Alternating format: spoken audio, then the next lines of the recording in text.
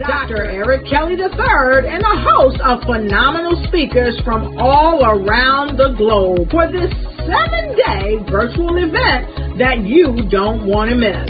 The mission of the Black Business Expo is to raise scholarship money from kids all the way from high school all the way from college. The Black Business Olympics is one of the largest Black business showcases in the world. It is an opportunity for businesses and companies to showcase their businesses globally. We are going to be giving away laptops up to $5,000 away to students. Again, I'm Olivia Appleberry, the founder of 2 Cents Finance and one of the speakers for the expo. I am so excited to see you there. For more info, go to www.blackbusinessexpousa.com or call 919-308-9090 and hope to see you there. I am Black Business. From the moment I wake until the time I sleep. Yes, I am Black Business. I am Black Business. Tell me, are you Black Business? I am Black Business. Do you support Black businesses? Listen, I support Black business because I am Black Business. Black Business Expo, one of the largest business showcases in the history of Black business in the world. The world! Sign up today at www.blackbusinessexpousa.com or call 919-308-9090. I am Black Business. I am Black Business. From the moment I wake until the time I sleep, I am Black Business. I am Black Business. Are you Black Business? I am Black Business. Do you support Black businesses? I support Black business because I am Black Business. Black Business Expo, one of the largest business showcases in the history of Black America in North Carolina. Join Dr. Eric Kelly III and a host of phenomenal speakers from all around the globe for this 7-day virtual event that you don't want to miss. The mission of the Black Business Expo is to raise scholarship money from kids all the way from high school all the way from college. The Black Business Olympics is one of the largest Black business showcases in the world. It is an opportunity for businesses and companies to showcase their businesses globally. We are going to be giving away laptops up to $5,000 away to students. Again, I'm Olivia Appleberry, the founder of 2 Cents Finance and one of the speakers for the expo. I am so excited to see you there. For more info, go to www.blackbusinessexpousa.com or call 919-308-9090 and hope to see you there. I am Black Business. From the moment I wake until the time I sleep. Yes, I am Black Business. I am Black Business. Tell me, are you Black Business? I am Black Business. Do you support Black businesses? Listen, I support Black business because I am Black Business. Black Business Expo, one of the largest business showcases in the history of Black business in the world.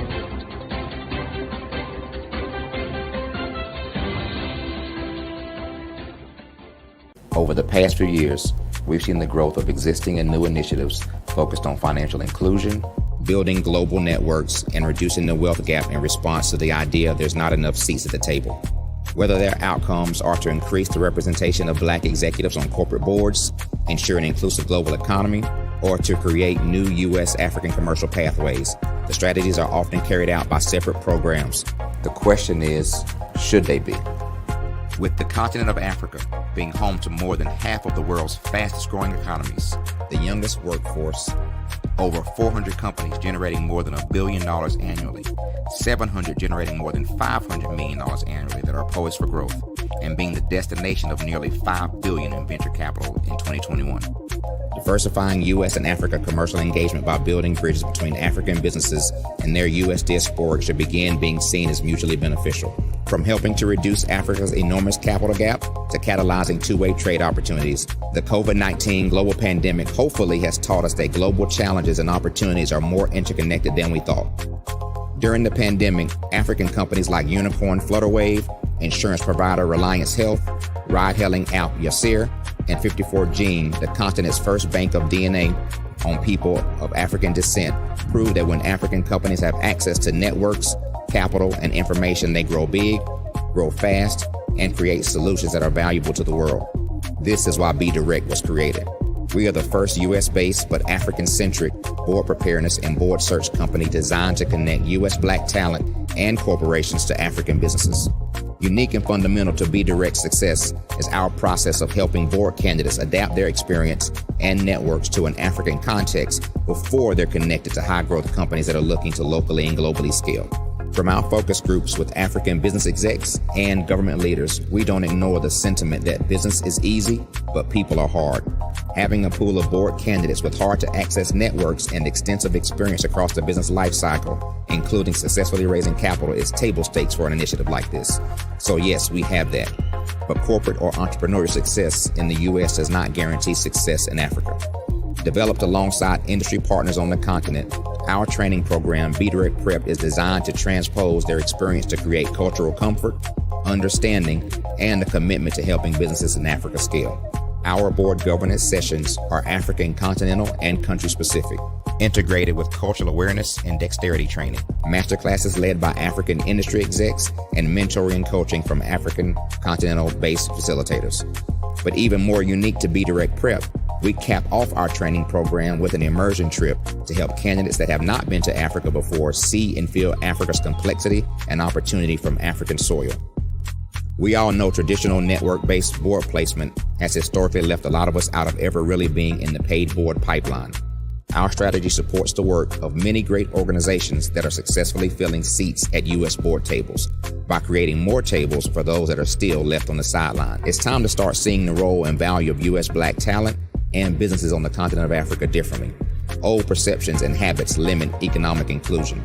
Let's transition Black talent and the African businesses they will support from the periphery of the global economy to its core. Living in a global lockdown, we all know now how fast local and global economies can change, and see the value of having businesses that hire, strengthen local value chains, and even grow globally. Status quo in any form holds back progress. We must democratize U.S.-Africa commercial engagement by socially and economically connecting cultures that have long been disconnected. It's time for Africa's U.S. diaspora to redefine their global value by helping African businesses scale continentally and globally.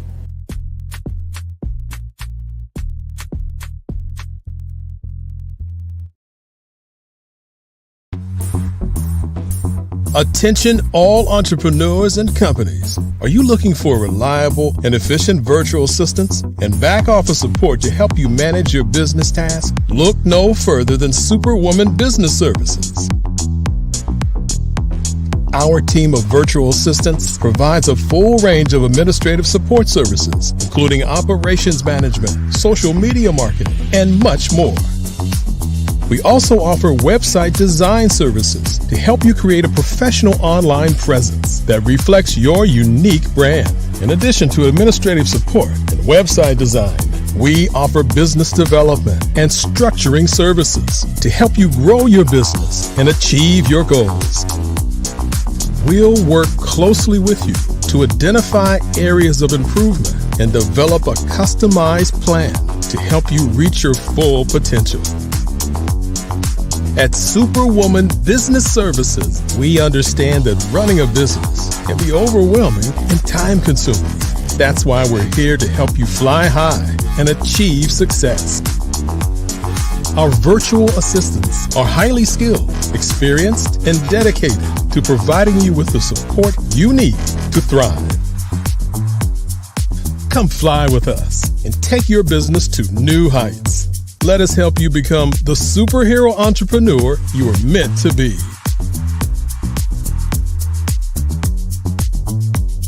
Contact Superwoman Business Services today to learn more about our back office support services.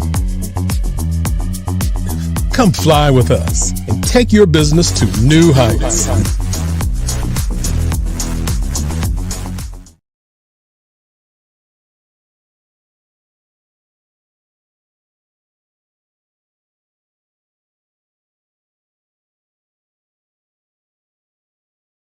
Absolutely. So our coaching program help people that have the lack of time, that lack strategies, and lack the confidence to go after their dream life. So we help them implement tools. We help them implement, I love to leave the inherited lack of finances or the education behind finances. But it wasn't until I lost my firstborn, my only son, that life changed for me. And where I was going after it all, living the corporate life, hit my 6-figure income, and living in my dream house with my dream man, driving my dream car. Wow. I nearly lost it all. Wow. When I lost my son. And so I realized it only takes one financial catastrophe that can change your entire life. That's what made me start All New Beginnings. Because no matter what's going on in life, there's a new beginning. And because of that, we develop a program called Wise Minded. My little slogan is, don't just dream it, let's live it. If they want to connect with you or work with you, what is the best ways for them to be able to do that? Well, for my social media guru, you can connect with me on every single social media platform as Tanya T. Rose.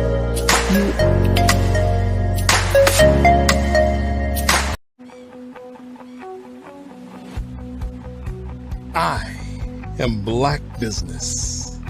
From the moment I wake until the time I sleep. Yes, I am Black Business. I am Black Business. Tell me, are you Black Business? I am Black Business. Do you support Black businesses? Listen, I support Black business because I am Black Business.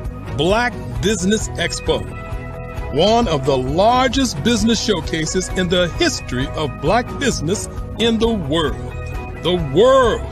Sign up today at www.blackbusinessexpousa.com or call 919-308-9090. I am Black Business.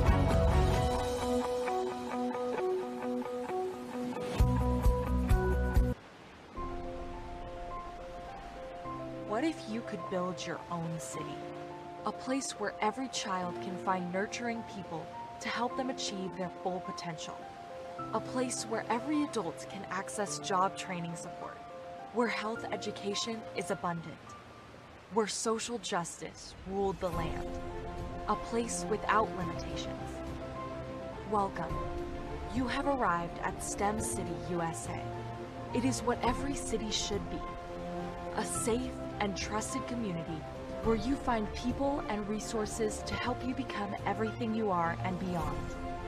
STEM City is unlike anything you have ever experienced. It is a digital twin of the world around you, only better. STEM City is about energy and soul renewal. It is more than a digital world. You can almost feel the power of live cultural events, music, and theater. STEM City promises a better future for children with caring mentors and hands-on activities with dedicated tutors to support our youth. STEM City is your passport to a healthy lifestyle with weekly events addressing our community's many issues. STEM City is your financial well-being with helpful information on wealth management, career advancement, job training, and so much more. STEM City is the community you deserve. It is the city where your dreams can come true. STEM City USA, a place in the sky that is accessible to all who reach for the stars.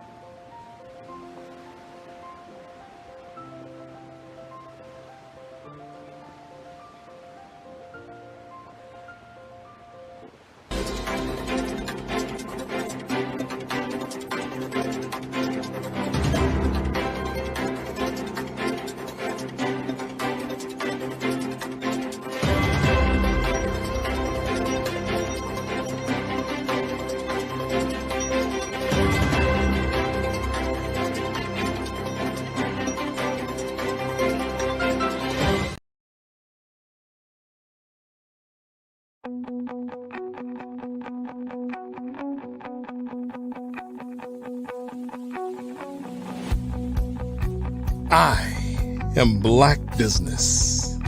From the moment I wake until the time I sleep. Yes, I am Black Business. I am Black Business. Tell me, are you Black Business?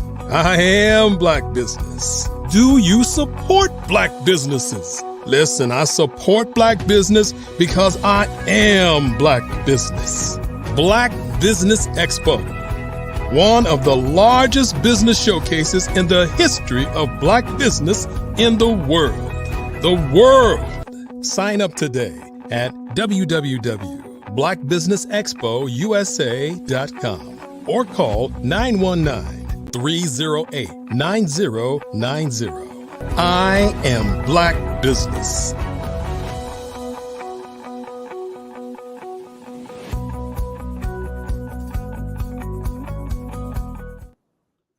Good afternoon, business owners, entrepreneurs, thought leaders, and corporations.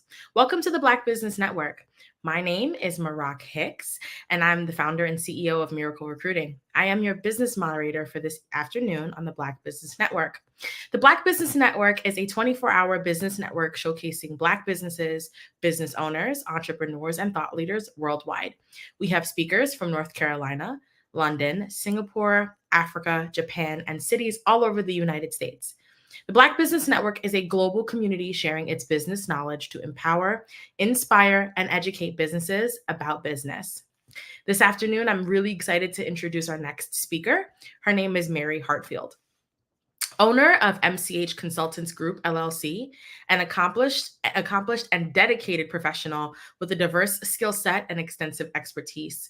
She holds certifications as a life purpose coach, life coach, entrepreneur, and business coach, enabling her to guide individuals towards personal fulfillment and entrepreneurial success. With a passion for integrating faith and business, Mary also holds an associate in biblical studies, emphasizing marketplace ministry and social enterprise. In addition to her coaching and entrepreneurship background, Mary is a trained diversity, equity, and inclusion facilitator and grant writer. She uses her DEI facilitation skills to foster inclusive environments, promote equitable practices, and drive positive organizational change. As a grant writer, she assists organizations in securing funding for projects that create social impact. Mary's multifaceted expertise and commitment to empowering others make her an invaluable resource for individuals and organizations seeking personal and professional growth. At this time, her dedication to integrating faith and business allows her to provide a holistic approach to coaching and consulting. I present to you Mary Hartfield. Hi, Mary. How are you? Oh, how are you? I'm doing well. Thanks so much for joining us this evening. Thank you for inviting me. Of course, of course. So we have you here, super excited to talk to you about your business. I guess to get started, let's jump right into the topic of today, which is diversity, equity, and inclusion. Tell me about some of the DEI strategies that you actively build, and what does your relationship look like with the companies that you're supporting? So long time ago, I'm from Grand Rapids, Michigan, and our Chamber of Commerce came out with the Institute of Healing Racism, that known for across the country. And what we did is we had like 7-week sessions with people that talk about diversity. And a lot of what happened is we engaged with the companies that belong to the chamber to talk about change within their company. And we did all kinds of diversity training for 7 weeks. It would be 2 hours together, then come back. And then we drawn it down to 2 days, full 8-hour days, where companies send representatives to it. And really it is to healing racism. We used to be in Grand Rapids, was one of the cities that were not very diversified. You know, we seem like we're diverse in what we do, but yet we're so segregated within our communities. So part of that is helping to build that out, working with different companies, with different people. And then also I did training with other companies to make sure they have that. And now I kind of work with nonprofits to make, you know, now when you get money, they want to know, do you have that diversity equity statement there? So help them get that, even with from their board all the way to the people that they serve. That's amazing. I know DEI work is really, really difficult just because it's really about fostering inclusive environments within organizations. How did you kind of get into the space? No one goes to college to be a DEI facilitator. So how'd you end up there? And what sort of sparked the passion for you to start this work? Yeah, you know what? I have always, and I think it started from, we lived in Kentwood where you had like the Kellogg'sville side school system, and then you had East Kentwood. Well, we were moving over to the East Kentwood side, which was more white, suburban, because I grew up where, you know, it was kind of white and blacks, and we're moving over where when we moved to our house that, you know, the whole street was white. You know, and then also what happened before that, my father tried to buy a house, and the man said, I'm not selling to a black man. So that kind of was like, wait a minute. Then I go to elementary school where I'm used to diverse elementary school. And I go to elementary school where there's only 2 black people in the whole school. Mm. So, and then you're in a suburban school. So my passion, and then you go back into the city to go to the black church. So it got to be where it was all into my black history, you know, and make sure I was representing well. So a lot of that, when I was I was the leader of the Minority Business Committee for our Chamber of Grants, Chamber of Commerce, is when they said, okay, we need facilitators for the diversity equity program that they were building, which is a healing racism program they are building. So that's how you really got a passion into it. And I always studied Black history, interested in it. And plus my father was always telling stories. We went back down to Mississippi, you know, during the summers and everything, and talk about what they had to go through, which is different than what we had to go through. Got it. That makes a lot of sense. I'd love to hear a little bit about what advice do you have for companies starting out or looking to kind of build their teams to ensure that they're really being thoughtful about promoting diversity, equity, and inclusion within the teams as they're building them? What advice can you offer? Yeah, a lot of it is to, first of all, sit down, especially if you're building a company. What do you want your company to look like? Mm-hmm. You know, really think about that. And I think also too, it's just even as a Black company, I look at the different minds and thoughts I want around the room, the different mindsets around the room, because we're all different and how we attack different things. So look at the holistic of who do you want sitting around the table? And then also, how do you want your company to be representative? Because even now, as I look at companies, I look around who's at the table. And if I don't see myself at the table, I may not do business with that company. Yeah. You know, it's too many people, and there's no excuse for anyone not to have diversity at the table. Yeah. You know, so I suggest just look at it, look around. Who do you really want around the table? And you don't want the same people thinking the same way. And I also looking at, you want someone that challenge your thought pattern and help you to grow. Right. That makes a lot of sense. So let's shift gears just a little bit. Tell me a little bit about your life purpose coaching.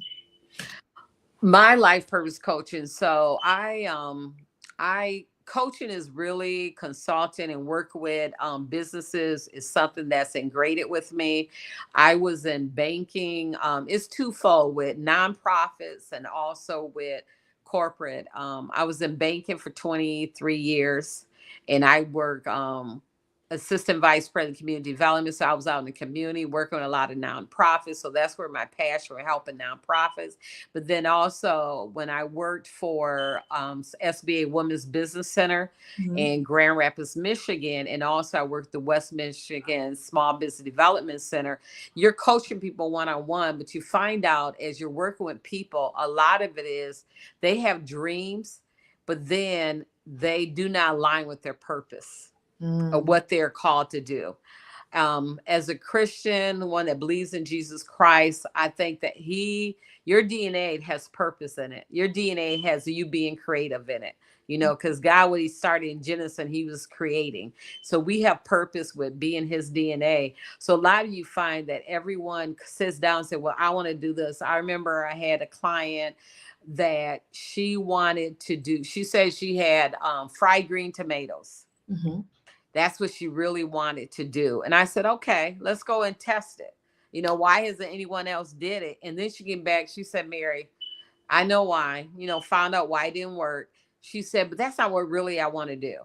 So when it's really is, I create a class talking about Simon Sinek, I think, about your why. What is your why? What are you called to do?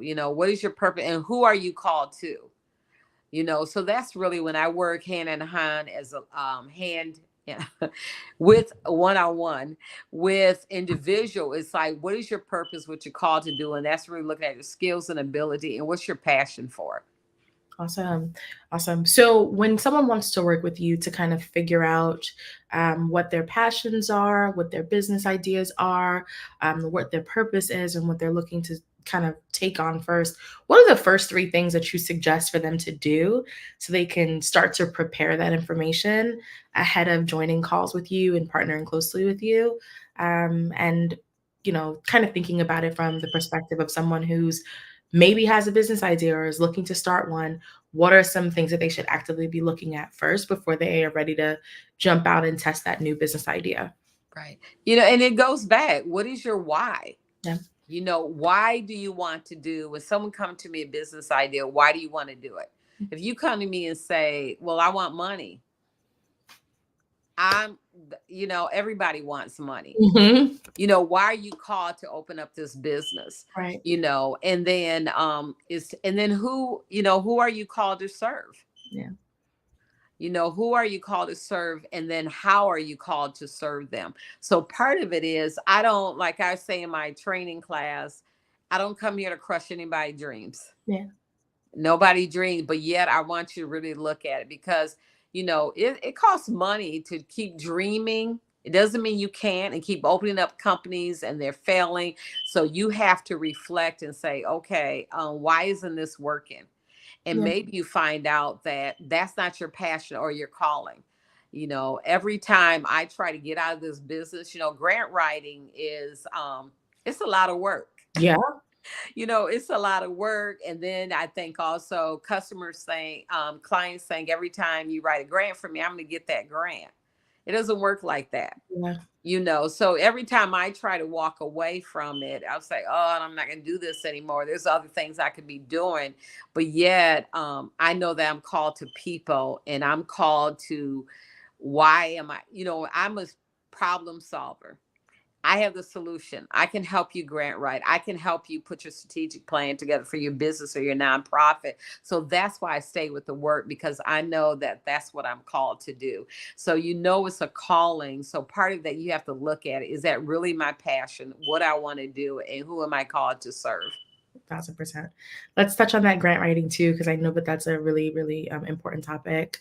Tell me a little bit about what you do as a grant writer, just for the audience who may not know what grant writers do, and then what makes you unique about the work that you do, or how you build the grants, the materials that you send out for the grants, and how do you kind of add your own spice to it to help your clients get their the grants, the funding. Right. Yeah. First, when a client comes to me and said, I have a nonprofit and I want to get some grants. So my first thing is, what's your mission statement? Okay.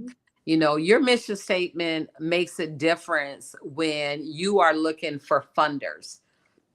Excuse me. You got to make sure your mission aligns with what their purpose is and what they're trying to do. That's the first thing.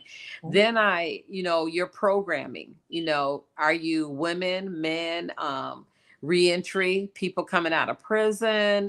What is your programming? So that also helps us to match up to find the grant that aligns with what you are trying to do. And then who's your target audience? Is your audience women? And when you say women, what type of women? What's the age group? Yeah. And girls and boys, to serve them. I worked for Girl Scouts for a lot of years. My purpose was girls. I was focused on urban girls. When I did a 6-week programming, I was able to get money, $30,000 every summer for 6 weeks to serve 30 girls. So part of that is, who are you serving, and then how are you going to serve them? I did a 6-week summer program where we focus on STEMs. science, technology, engineering, and math. We really focus on that math part of it and also the technology part of it. So that's what I'm looking for. How are you targeting and who are you targeting? Then we can match you up with the grant. And then part of that is to make sure that, do you have your programming together? Right. When people want grants, they say, what is your expected outcome? So a lot of people come and say, well, I have this program. Okay, what's your outcomes? Well, I'm going to serve this many kids over the summer. No, what is your outcomes? Once they come into the program, what do you expect them to leave with? What's going to change different? So part of that is also saying, okay, I'm going to evaluate them when they come in. I'm going to do a pre and post test to see, but they're looking for that. What is the results? And also, does your outcomes match up with the grant that you're applying for? So a lot of times before we can even apply for the grant, I help them do some pre-work. Right. Getting their programming together. What is your plan of work? How you going to go about it? What's your outcomes? A lot of that is doing a logic model. A logic model shows you, what do I need to do this? Who is the people? And then also, what's your short-term, long-term results from that? So that's really what I help people. A lot of times they come in, want to apply for the grant. We can't even do the grant first until we get your program and everything together. Got it. And do you only support nonprofits with grant writing, or do you also partner with for-profit businesses? Yep, I work with for-profit businesses too.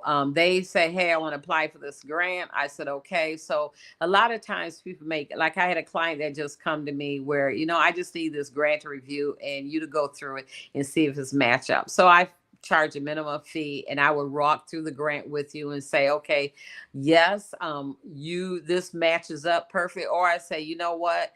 You are not ready in your company yet because you have not did services, but yet still, do you want to apply for it? And I see this is what you need to do in order to apply for it.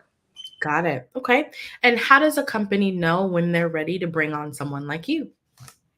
I think a lot of companies, if they are grassroots or new, or some companies that they've been in business before, or sometimes you're sitting there and you think, oh, I can do this on my own, but realize I really don't know the grant writing word or what foundations I look for, where I've worked with a lot of them. So I know what they're looking for. I just got one of my clients just did a build out of a building for $1.5 million. And we were able to bring in $500,000 worth of grant money to help her do that. So that's part of when you find out. And she was writing grants and doing great for herself. I mean, she was bringing in and going out and getting people, support people, sponsor. She said, I can't do this on my own anymore. So she brought me in to help her. It's not that she didn't know how to do, because she was doing a great job, but yet she brought me in to do some of the programming and put together the work that needed to be done. Got it. I want to shift gears to you and your personal experience. You talked a little bit about helping your clients find their purpose, and you mentioned that grant writing is one of yours. How did you first discover that this was your purpose? And then what steps did you take to actively start walking in that purpose and building your business? My mentor, how she became my mentor, we actually, as community development, I assistant vice president community development with the bank that I worked for in Grand Rapids. We had one of our nonprofits that said, hey, we want to go for this big grant. Okay, so we put a team together, and I was part of the team on the banking side of it, that we worked to this grant. Even the big dogs that were doing community development, they got it all the time, but no one else did. And we ended up getting this grant because we put a team together. And I was like, wow. Because it also, too, because I remember the two big giants that do a lot of community development, they're like, oh, Mary, okay. How did you, okay, they look at you different because you're like, oh, I put this grant. And I didn't realize that a lot of people didn't get this grant. And we got it. And that really, the person I work with became my mentor and showing me how to do grants and how to apply for the wording. Matter of fact, I was on the phone with her hour ago and saying, we're checking on something. So really, that's when I got the passion for it, to help people to pay for their dream. A client I'm working for in Chicago, her dream to have a nonprofit that helped women. She put it together, and then she was like, I can't do this on my own. She had a lot of partners, 16 partners. She's doing great, but they're all in kind. So in kind is where you don't really see the money, but they may give supplies, or they may give people volunteers she had, but she needed actually funds to fund her operation. So that's when they say, okay, to bring it in. But my passion just came from helping people, and because also just good with wording and knowing people what they need. And I'm kind of resource guru, so I can find resources for people. So that really got me into grant writing. Amazing. So you've done a lot of work in your career. How do you stay updated on what's happening in the industries for the clients that you support to kind of help them better position themselves for the grants that you write, or for any of your coaching clients? How are you kind of staying up to date on industry trends? I'm doing a lot of training, getting newsletters. They send about grant alerts. A lot of those are getting in the mail, and just you have to set up a lot of process that trigger it, that it goes to a certain folder or whatever, you read it. And I'm also one in my business. I'm a lifelong learner. So on Fridays, I really don't work with clients. That's the time that I'm getting during some type of training in order to help my clients better. So I spend a lot of time in trainings, reading newsletters, reading grants that are out, and see if it's matched up with any of my clients. So I'm doing that all the time to make sure I am up to date. Got it. Piggybacking off that just a little bit, you mentioned that you're also getting grants in email and you're kind of keeping posted on those. When you partner with your clients, are you researching grants opportunities for them? Do they have to bring them to you? What does that partnership look like? It depends. Some, like I had one client, he's a business owner, and he goes, okay, someone referred me to you, and he had this grant he was looking at. So I told him what he had to do, and he said, okay, he'll work in. He thought he can do grants on his own. I said, okay, this is what I charge for researching grants, because it is a lot of work. And he was like, oh, I failed with somebody else doing that. I don't want to do it. So I wait on him to send me grants. He looks at it, reviews, and say, okay, I want to apply for this grant. Other people, they pay for me to research grants for them. So that's why I do our research grants to go through it. Some people send me, I had a client said, Mary, I need the review. I just want you to see if this match up. I charge $75 and I'll walk through the grant for you and see if it matches up with you.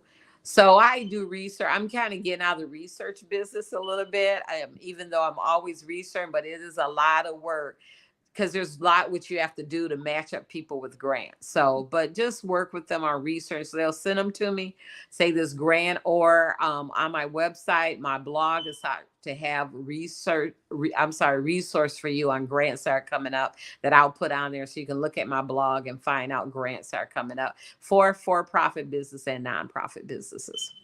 Awesome. I'm on your website right now. Okay. Talk to me a little bit about some of the upcoming trainings that you have. Okay, one of the trainings I have coming up is basic grant writing with assistance of AI assistance. So what it is right now, AI is out there.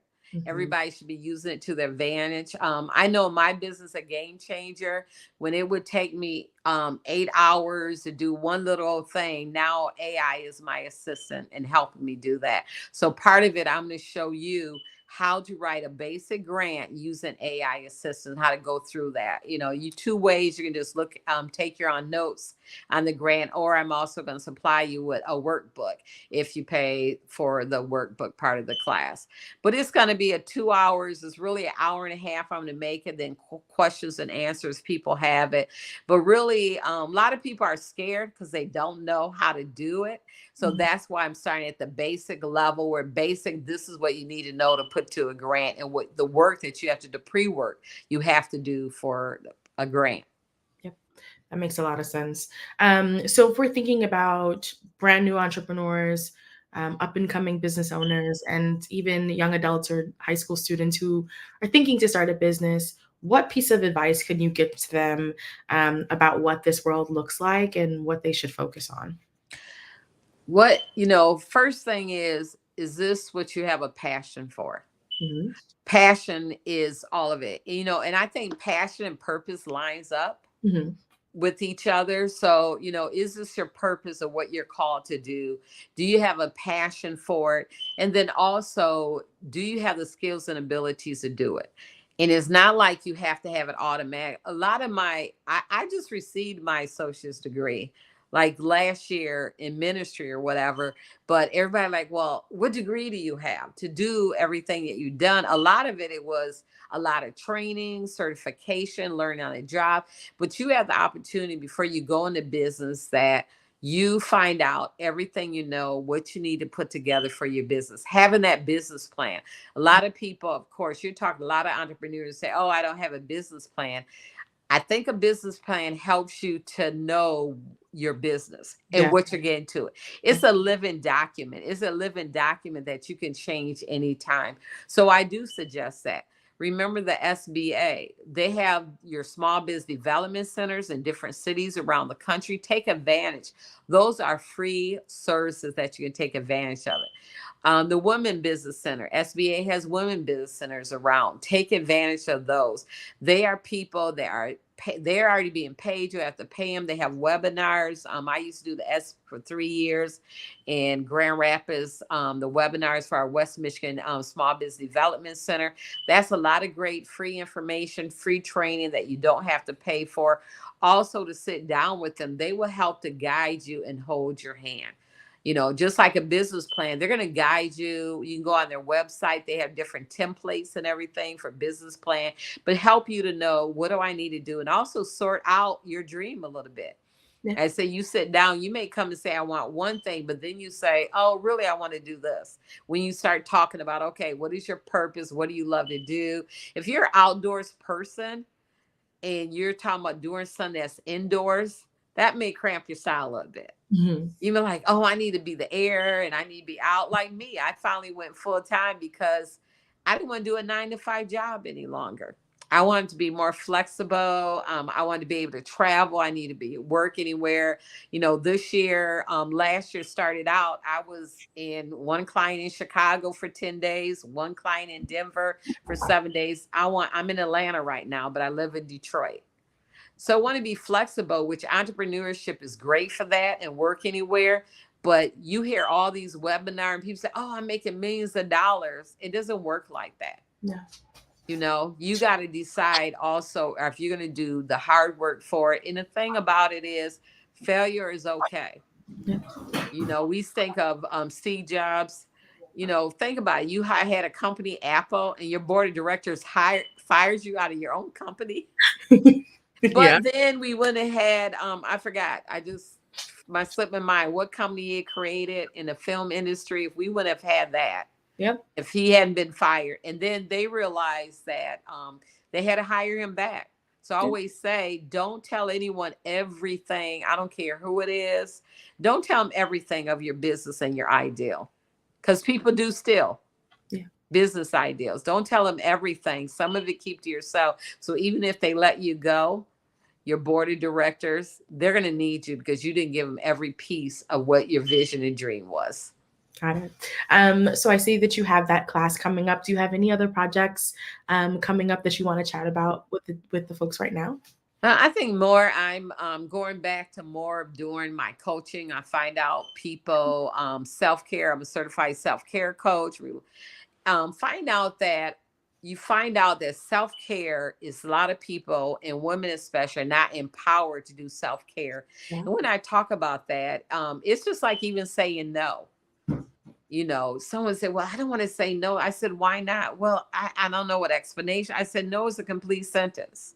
You don't need to give an explanation. But that is part of self-care, of knowing when to say no. Find out a lot of people, they're just overbooking themselves. When they get home, they're wiped out, tired, don't know what to do. And plus, a lot of times we're giving more to other people's dreams than what we're giving to our own dreams. So, you know, I'm going to have a self-care group training I'm going to do for about 6 weeks. That's going to come up or in March. But part of that is real getting empowered, because you find out as you talk to people is that they don't know how to empower themselves, you know, and that's really their self-care. I also have a podcast where I'm a caregiver. My husband, before he died, was 6 or 7 years, and I cared for him. So I do have Hearts of Caregiving podcast we drop every Wednesday, because find out there's a lot of things caregivers don't know. Yeah. And just to empower caregivers to walk in, also for them for self-care. So a lot of focus on self-care coming up in the future. Okay. And then if someone is interested in partnering with you, what does the process look like? Do they just submit to your website? Do they have like a form they need to fill out? What documents do they need? Yeah, they just go to contact me on my website, mchconsultantsgroup.com, and they fill out the form, and then I will contact them back and we'll talk about it and make sure, because one of the things too, I always want to make sure I have the right partner that I'm partnering up with. And if it's a great fit. So I'm always at, a lot of times because of money, people say, oh, I'm going to take on everybody. I don't take on everyone. I got to make sure we align with each other and I'm the right fit for you too. That makes a lot of sense. Thank you for sharing that. Okay. So one more question before we head out. It's the beginning of the year, right? What are 5 pieces of advice that you want to give to anyone who is either starting a business or has a current business to really take advantage of the grants opportunities that are coming down the pipeline this year? 5 tips and tricks that sets them up for success on the grant writing or getting and receiving grant side of things. Okay. Look at your mission statement. Make sure your mission statement is clear. That's one thing we're going to go over in the AI training. Make sure in that clear. Also your values. Write down your values of your company. Okay. Because also when you look at grants, they're going to be saying, okay, these are our values, what our purpose is, and making sure they're aligned. And then also when you talk about programming, what is your program? Is it clear? Is your target market clear of who you are trying to reach? And then making sure your outcomes, what do you expect to achieve based on the work that you want to do? And make sure you're clear on that. And then also your website. Make sure you have a website. I found out I had to step back for a minute because I found I'm telling everybody have all this and you must have a website, doing training on it. And it was like, I don't have a website. So I had to take time to do my website. So a website is important because when we put in for a grant, they're going to ask for your website and they want to go on there and make sure your mission, is it the same as what you're telling them? Is your outcomes and everything the same that you're telling them? So I'm just making sure that you have a clear picture of everything that you do and it aligns up with what you want to achieve. And so when you apply for grants, that they have a clear picture. And make sure you're on Grammarly or some spell check. Yes. I have reviewed grants before, and some of it is some people like, we don't want to. I was like, oh my God, it's a great idea. They're like, they don't even know how to spell, Mary. Why are we going to? I'm like, you know what? Can we look past that? But yet, it's no excuse for misspellings. Get Grammarly is one app that helps you, but there's other apps that help you. And even I think if you are a person that want to use AI, you got to personalize. AI is just assistant. It's not who you are. You got to put that personal touch and that passion we always want to have in there. 100%, 100%. And any suggestions on places where people can look up grants or grant opportunities? You can Google. Google is a good place. You can go to Google.com. Bart is a good place. He's an AI assistant. They are AI good assistant. But a lot of them is if you just go and say, I'm looking for grants and put in what type you're looking for, they'll all come up in there. I know I should have brought a list of them. I'm sorry. It's like when you're trying to think of grants and you're on there, it just slips your mind where you look for it. But they'll all come up. Say you're a Black business owner and grant, and also go on YouTube and say grants. And there's people that they tell you new grants and everything that's coming up. Those are good places to start. But Google is still a good place to find grants. Awesome. All righty. Well, before we let you go, please tell us where people can find you. If you're on social media, let's call that out. Say your website's name again. Where can people find you at? Okay. My social media is MCH Consultants Group, LLC. My website is mchconsultantsgroup.com. And you can find me. And I'm at Mary C. Hartfield everywhere on social media. And then if you're interested in the grant, training is basic grant writing, AI, www.eventbrite.com. Okay, perfect. Alrighty, Mary. Well, thank you so much for joining us. Thank you. It was great learning about you and your business, and genius is common. I'll see you on the other side. All right. Thank you. The Black Business Expo's mission is to raise funds for high school seniors going to college or K-12 entrepreneurs. The expo is a fundraiser for students. You may go to www.blackbusinessexpousa.com or submit the funds to the Cash App on the screen below, $BBXUSA. Our goal is to give laptops and up to $5,000 to 10 students. Students who are interested in the scholarship can apply online at www.blackbusinessexpousa.com. Every dollar counts, so we want to remind you to donate to the scholarship fund. We want to thank our Black Business Expo USA sponsors for January of 2024. Our sponsors this month are NC100, Moody Capital Partners, Suede Soul, Lotus Riche Coaching and Training, The Hello LLC, 5-Star BDM Media, Carolina, Virginia Minority Supplier Development Council, Step Management, BHS and Associates, Marjorie McLean Foundation Incorporated, Genius is Common, Earth Essentials, Malane Shania Global, The Executives Women's Success Institute, The Quality Coaching Company, Superwoman Business Services, Creative Force Studios, Lee Entertainment, Artistic App Design, Black Business Expo USA, Genius is Common, and I'll see you on the other side. Hello, ladies and gentlemen. Allow me to introduce myself. My name is Tara Bush, and I am the co-founder and COO of the Hello LLC, where our mantra is helping everyone live life optimally. And more importantly, helping entrepreneurs leverage leading-edge optimizations. We help businesses build, brand, automate, and pivot into the future. With over 22 years of corporate C-level experience, I carry a wealth of knowledge and expertise in my professional portfolio. My professional journey has encompassed various facets of business, executive leadership, project management, marketing, systems, space planning, and strategy implementation. I have had the pleasure of partnering with and managing multi-million-dollar projects for the top Fortune 500 companies, prestigious universities, and well-known sports teams around the world, like ExxonMobil, Apple, Samsung, Citgo, HP, Ziegler Cooper, the Houston Astros, the Dallas Cowboys, Bank of America, and Vanderbilt University. What fuels my drive is a passion for innovation and creativity that knows no bounds. I thrive on pushing the boundaries and thinking outside the box to bring fresh, ingenious ideas to the forefront. I turn visions into reality. As a leader, I am a steadfast advocate for integrity and creativity. I am driven by a profound desire to help individuals and businesses create their own return on time investment while leveraging technology. At the Hello LLC, we are more than just a 3D digital marketing agency. We are a community committed to helping, building, and thriving together with integrity.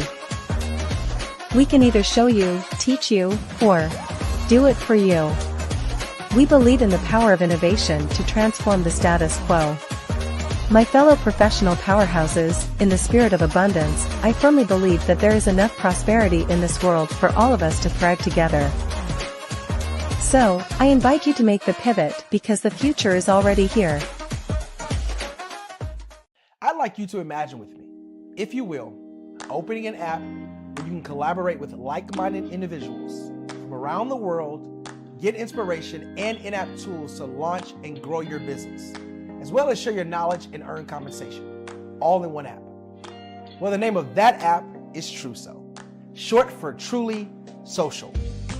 Hi, I'm Matthew Newman, the founder and CEO of Truso. A new concept in social media, Truso is designed from the ground up to be a platform that's both social and empowering for all its users. How exactly do we do that? I'm glad you asked. First, Truso brings the world together via video. Psychologists assert that video provides a significantly more effective connection than audio only. When you enter a community on Truso, you're face-to-face. Second, on Truso, you don't have to have 1 million followers to monetize. Our business model allows all hosts and moderators to monetize, no matter the size of your following. by one, producing fee-based content, and two, inviting others to join the platform as subscribers. Even more, Truso has an in-app resource library with over 100 free resources, forms, and documents to help you build your brand and grow your business. Third, Truso is inclusive. The deaf and hard of hearing communities make up 360 million people worldwide. Unlike audio-only apps, Truso embraces this community, providing a networking platform that allows them to participate via video and closed captioning. We even have a deaf and hard of hearing foundation in the works as well. Fourth, Truso is both social and safe. We refer to Truso as a virtual extension of the beauty shop, barbershop, and brainchild of the community.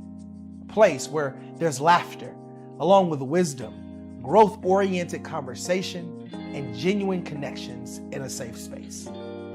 Truso even has proprietary security to ensure we maintain a safe environment for everyone. Where are we at now? Truso is live, y'all. We've launched in beta and we're acquiring users daily. We have an incredible development and marketing team, plus amazing celebrity influencers at the table, helping us spread the word around the globe, beginning within the African diaspora and beyond by creating a safe space for growth, connection, and collaboration. We're truly excited about Truso. We've created something special for which there is a global market. And we invite you to embark on this journey with us as a shareholder. The future for Truso is truly bright. Join us and let's go there together.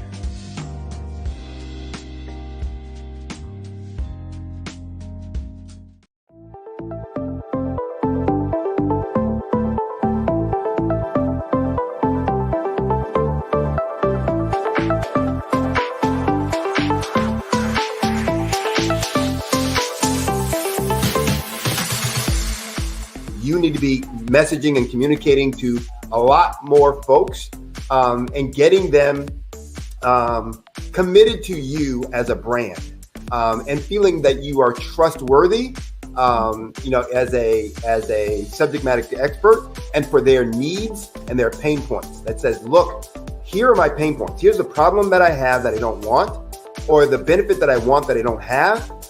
And Grant and Sydney understand that and are giving me information to be able to assist, in my eliminating those pain points.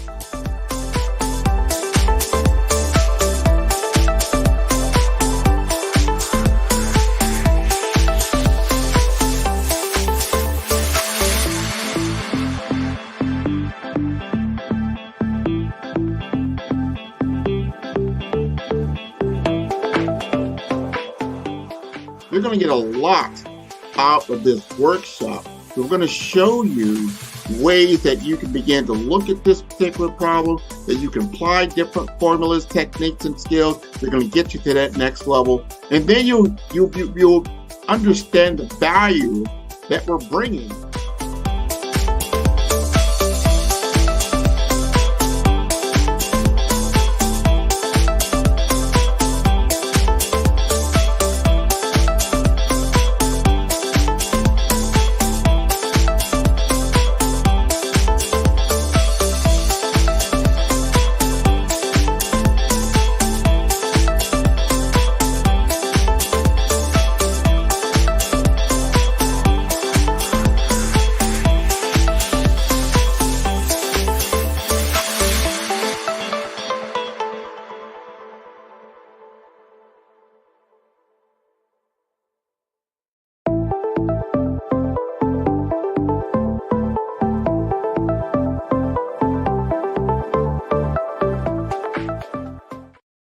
Hello, I am Dr. Eric Kelly III, the visionary strategist and founder of the Black Business Olympics.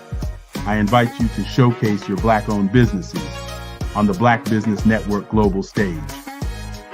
The Black Business Olympics is a global Black Business Network platform that propels Black-owned businesses into the international spotlight. By showcasing your business on the Black Business Olympics platform, you can reach a worldwide audience of potential customers, partners, and investors. You can also establish yourself as a thought leader expert in your field, attract lucrative partnerships, and more speaking engagements. In addition, the Black Business Olympics platform provides a valuable opportunity to connect and collaborate with like-minded entrepreneurs and business professionals from around the world. This can lead to new business opportunities, ideas, and relationships. Finally, by sharing your story and expertise on the Black Business Olympics platform, you can inspire and empower others. This is a powerful way to make a positive impact on the world and leave a lasting legacy. If you are a Black-owned business owner, I encourage you to seize the opportunity to showcase your business on the Black Business Olympics platform. It is a once-in-a-lifetime opportunity to make an indelible mark on the world. Be one of the 1,000 visionary entrepreneurs who are changing students' lives, shaping industries, and leaving an unforgettable legacy for their families. Unleash your voice on our global stage and watch your business thrive.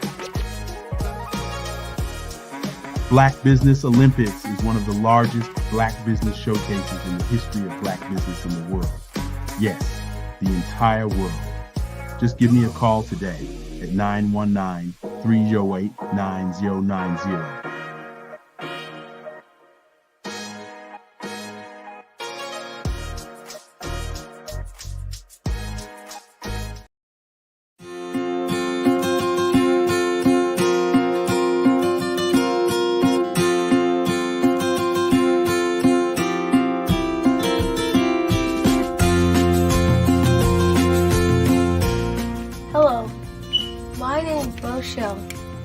I am 11 years old, and my genius is entrepreneurship, and my genius is calmness.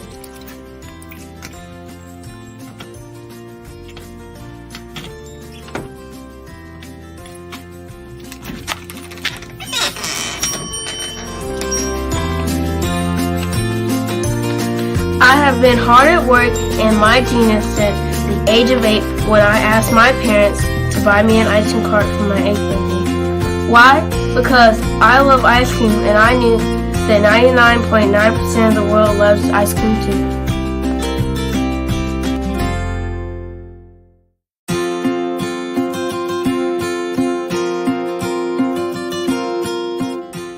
I started my business because I wanted to make my own money, give to my school's missionary, help my family, and buy my own toys.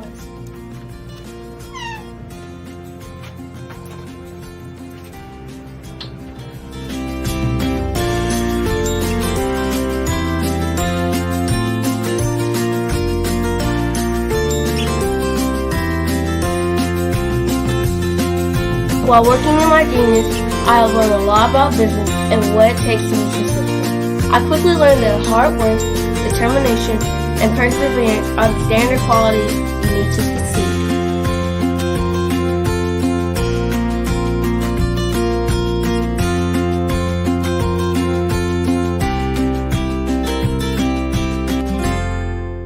However, in my 4 years as a business owner, I have learned things that you can't learn from a book, like the true meaning of customer service.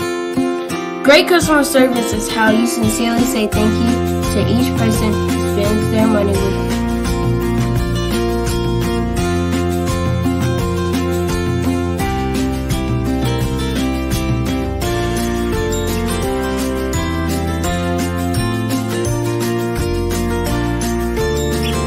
I have learned that there are more people praying for me to succeed than those who are not.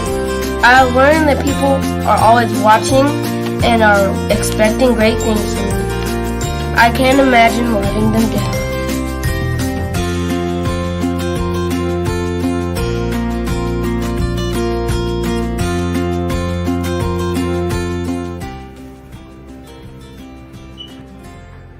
I have learned that I must lift as I rise, and that I must be my brother's keeper.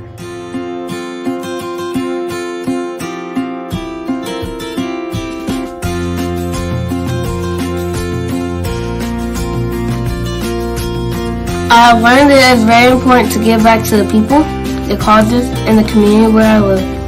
I I have also learned that once I become a billionaire, I will be well on my way to becoming a billionaire and to changing the world by providing jobs and opportunities to others.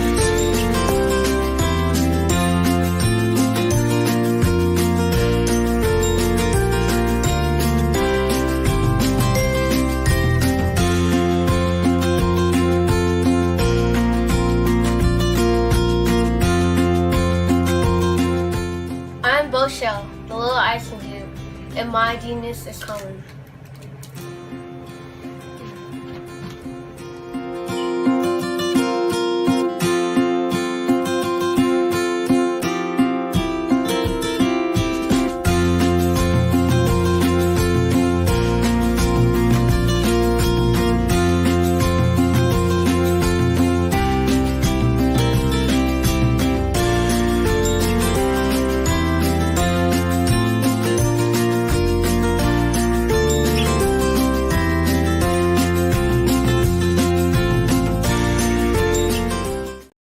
Over the past few years, we've seen the growth of existing and new initiatives focused on financial inclusion, building global networks, and reducing the wealth gap in response to the idea there's not enough seats at the table. Whether their outcomes are to increase the representation of Black executives on corporate boards, ensure an inclusive global economy, or to create new U.S. African commercial pathways, the strategies are often carried out by separate programs. The question is, should they be? With the continent of Africa being home to more than half of the world's fastest growing economies, the youngest workforce, over 400 companies generating more than $1 billion annually, 700 generating more than $500 million annually that are poised for growth, and being the destination of nearly $5 billion in venture capital in 2021. Diversifying U.S. and Africa commercial engagement by building bridges between African businesses and their U.S. diaspora should begin being seen as mutually beneficial. From helping to reduce Africa's enormous capital gap to catalyzing two-way trade opportunities, the COVID-19 global pandemic hopefully has taught us that global challenges and opportunities are more interconnected than we thought. During the pandemic, African companies like Unicorn Flutterwave, insurance provider Reliance Health, ride-hailing app Yasir, and 54Gene, the continent's first bank of DNA on people of African descent, prove that when African companies have access to networks, capital, and information, they grow big, grow fast, and create solutions that are valuable to the world. This is why Be Direct was created. We are the first U.S.-based but African-centric board preparedness and board search company designed to connect U.S. Black talent and corporations to African businesses.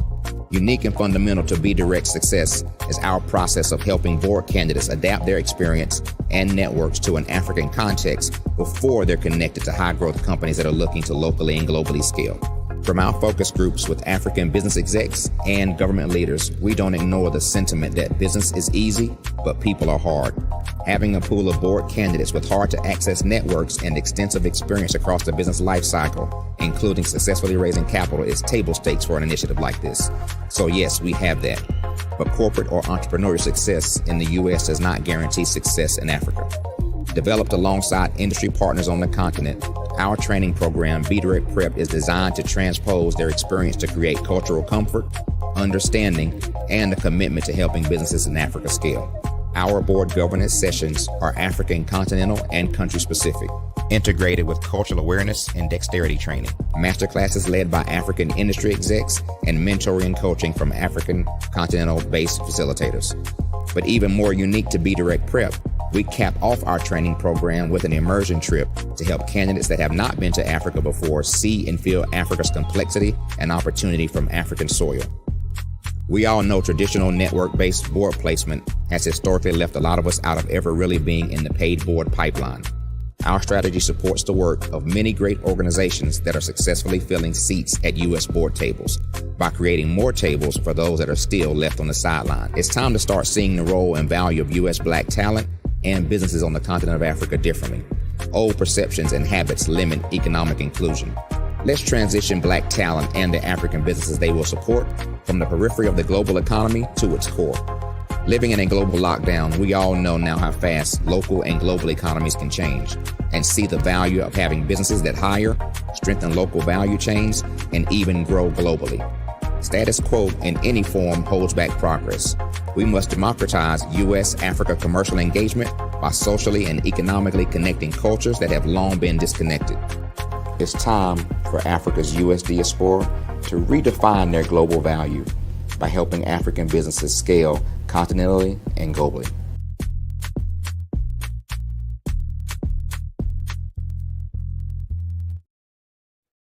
Hey everyone, it's Grant McGaw, CEO of 5-Star BDM and host of the award-winning Follow the Brand podcast and TV series, where I help you to build a 5-star brand that people will follow. My genius is personal brand development through intelligent communication and helping you achieve your business and career goals. I am a requested speaker on digital technology and brand development issues. I want to work with you to increase the value of your current opportunities while attracting new ones. Every one of you is unique, and we all share challenges that can be addressed through smart branding. As a super connector, I work with you as an executive coach to guide you along the complicated business and career development road, providing the enhancement tools and information you need to succeed. Together, I will help you succeed in today's challenging business climate. I will evaluate and measure your progress. Best of all, I am right alongside you every step of the way. Build the brand called you. Genius is coming. It's your time to ignite and take flight in every area of your life with the new Ignite and Take Flight Planner 2024. It's time for you to seize the year with your great new planner. You see, this planner is designed for every entrepreneur to pursue strategic planning that cultivates leadership, accountability, gratitude, and leads to your ultimate success in life and in work, with sections that help you with your project management, habit tracking, resources, and coupon pages that are second to none that empower each entrepreneur to make their mark, get noticed, and take charge. Reach the pinnacle of success like never before through effective planning. So get your Ignite and Take Flight Planner 2024. It's time for you to ignite your future.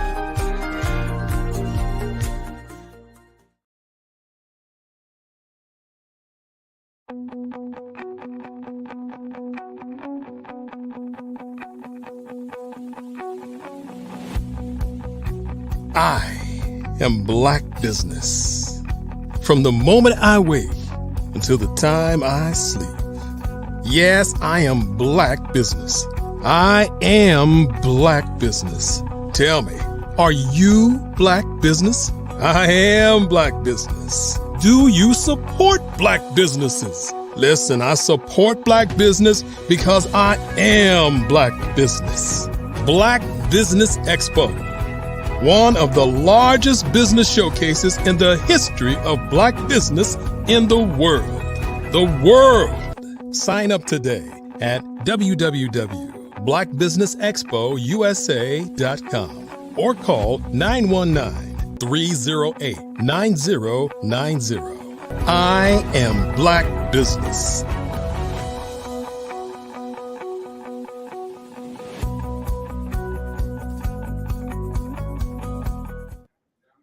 Good evening, business owners, entrepreneurs, thought leaders, and corporations. Welcome to the Black Business Network.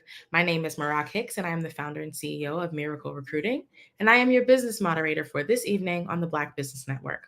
The Black Business Network is a 24-hour business network showcasing Black businesses, business owners, entrepreneurs, and thought leaders worldwide. We have speakers from North Carolina, London, Singapore, Africa, Japan, and cities all over the United States. The Black Business Network is a global community sharing its business knowledge to empower, inspire, and educate businesses about business. Our next speaker this evening is Henry Ward. a Chief Operating Officer of Be Direct, the nation's first US-based but African-centric corporate bird preparedness and board search company. Henry Ward's responsibilities are very broad in scope, ranging from strategic planning and new product development to sales, financial planning, and overall P&L leadership. Ward has served as one of the company's top 3 executives since its founding in late 2020. Ward's professional background is very deeply rooted in growing domestic and global businesses. Prior to Be Direct, Ward served as a general manager, healthcare vertical at Fiserv Incorporated, a global fintech company where he held overall responsibility for all strategic, commercial, and operational initiatives for the 100 million plus technology line of business, providing SaaS, software as a service, billing and payment solutions. Prior to Fiserv, Ward served as a head of product management, global consumer solutions at Equifax, with overall responsibility for revenue generation, new product development, and product and platform lifecycle management for the $400 million fintech business unit providing software as a service credit monitoring solutions. Ward also served as the global vice president of Verint Systems with P&L ownership of Verint's $700 million global business unit providing software as a service customer engagement solutions across multiple vertical markets. In addition, Ward's professional career includes McKesson Corporation, where he served as a director of product management and business unit strategy leader.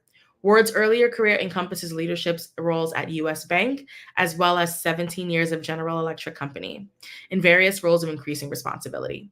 Ward is a member of Private Directors Association, a national organization whose mission is to connect board-ready executives and current board of directors with privately held companies for the U.S. board consideration. He holds a BS MBA in Information Systems from Xavier University in Cincinnati, Ohio, and a Lean Six Sigma Black Belt certification from General Electric. I am excited to present to you Mr. Henry Ward, joined by Grant McGaugh. Hi, guys. Marak, how are you? Good. How are you? How are you? Thank you so much for coming this evening. Thank you so much for the introduction. Of course, of course. Alrighty, well, I'll leave you to it. Genius is common, and I'll see you both on the other side. Thank you. Much. Henry Ward, how are you doing? Good, Grant. How are you? I'm doing great, man. Welcome to 2024 January. This is our inaugural kickoff at the Black Business Olympics here in January. And you know what? You've been busy. We have been. Just finished up some things in your first cohort. I mean, this is kind of historic for you, right? It is. Right? We talked about some things last year when you were on the show, and we really got into some in-depth, great conversation. Yeah. So tell me a little bit about what the cohort, what did you learn from this first time around? Well, first of all, thanks so much, Grant. It's great to be back in 2024. It actually has been a really exciting year for us, for Be Direct. So one of the things, Be Direct, as was said, is the first U.S.-based but African-centric corporate board preparedness and board search company, specifically designed to take U.S. Black executives and Black entrepreneurs through a 8-month training program, and we'll talk about that a little bit later. But after we take them through the training program, place them on corporate boards on the African continent. And so what's been great for us is to be able to take these just really exciting and really top-notch executives and entrepreneurs through this kind of 8-month process. The training is divided up into 2 different parts. One, a corporate governance part, in which we've partnered with a company out of South Africa that actually does corporate governance across the African continent.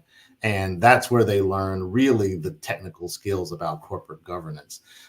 The other part of the program is where we teach cultural dexterity. And that's where a lot of the learning has taken place for our cohort participants. In terms of what we've learned as Be Direct in the process is cultural dexterity is actually a huger piece of the puzzle than we even projected it was. We knew that inherently you can't take a Western trained person, regardless of the amount of melanin in their skin, and place them on a different continent, in a different country, and expect them to do business and be successful. You just can't. What we didn't realize is, as we work through some of the cultural dexterity training, how really, really important that would be to the cohort members and their understanding of what it would be, why it's important to go through that cultural dexterity from a success training perspective. One of the comments that we recently received from one of our cohort members was, and it's actually a great comment, he said, one of the things I did not expect from this program is for it to work both sides of my brain. And what he meant by that was, you have the corporate board governance piece, which works the analytic side of your brain, right? That's the technical training piece where you're learning the technical skill sets regarding what does it mean to be a successful corporate board member. The other piece of the brain that he didn't realize he was going to work was the relationship building piece. And you cannot be successful, and you and I have talked about this in prior sessions, you cannot be successful in this role, or quite frankly, in many different roles, without understanding that you have to build relationships first. And that piece of the puzzle is coming very clear to our cohort members, and it's even just being even more reinforced with us as to why we made the right decision to put both cultural dexterity training and corporate governance training together in this program, because just having someone get the technical skills is not going to make them successful. Because what will happen is you will go over to the continent. Those who are CEOs and other business leaders will be very polite. They will smile, and then you will not get anything that you're looking for. That's funny. Because from their perspective, you haven't put in the time to get to know them. You haven't put in the time to get to know their culture. You haven't put in the time to really get to understand who they are as an African-centered business. And from a Western perspective, right, and whether we like to admit it or not, we are all very Western thinking. And from a Western perspective, we're used to jumping in, right?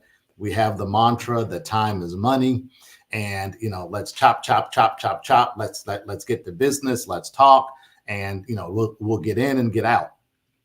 That is not the way business is done on the African continent, nor, quite frankly, is it the way that business is done on the Asian continent. Before people want to do business with you, they want to know who you are from a personal perspective. They want to understand your family. They want to understand kind of, how you grew up. They really want to know you personally. And because of that, many people, including our founder, Larry Yan, in his early career, have had missteps. As a matter of fact, Larry is fond of saying that Be Direct is actually getting the benefit of all of the missteps he made in his prior career. Larry actually, in addition to being the founder and CEO of Be Direct, Larry also runs a cybersecurity company that does business across the African continent, as well as a call center company that has its operations based out of South Africa. And so he's been doing business on the continent for a while, but he made many of the wrong decisions that many people make in terms of not understanding how important relationship building is. And that is just being constantly reinforced as we go through this cohort. They are understanding that perhaps how they perceive themselves in terms of dealing with other cultures may not necessarily be the way they are actually being perceived. We actually put a tool in place called the intercultural development tool. And what it does is it assesses how a person self-assesses in terms of intercultural development versus how they would be perceived in other countries. And what they found out and what we found out with them is, many times when, even with performance appraisals in our jobs, many times we may perceive ourselves here. Happens all the time. And then when our manager does their performance appraisal of us, it comes in, down here sometimes. And what our cohort members have found is that many times their perception of themselves in terms of their intercultural development is not necessarily where the other culture would have placed them. And so, we spend just a huge amount of time on both cultural dexterity and on the corporate governance piece. And we are just really excited, as you kind of teased in your opening. We are really excited that we are about to begin class 2 in the spring of 2024 for Be Direct. Well, let's unpack that just a little bit. Yeah, right? absolutely. You gave us a lot.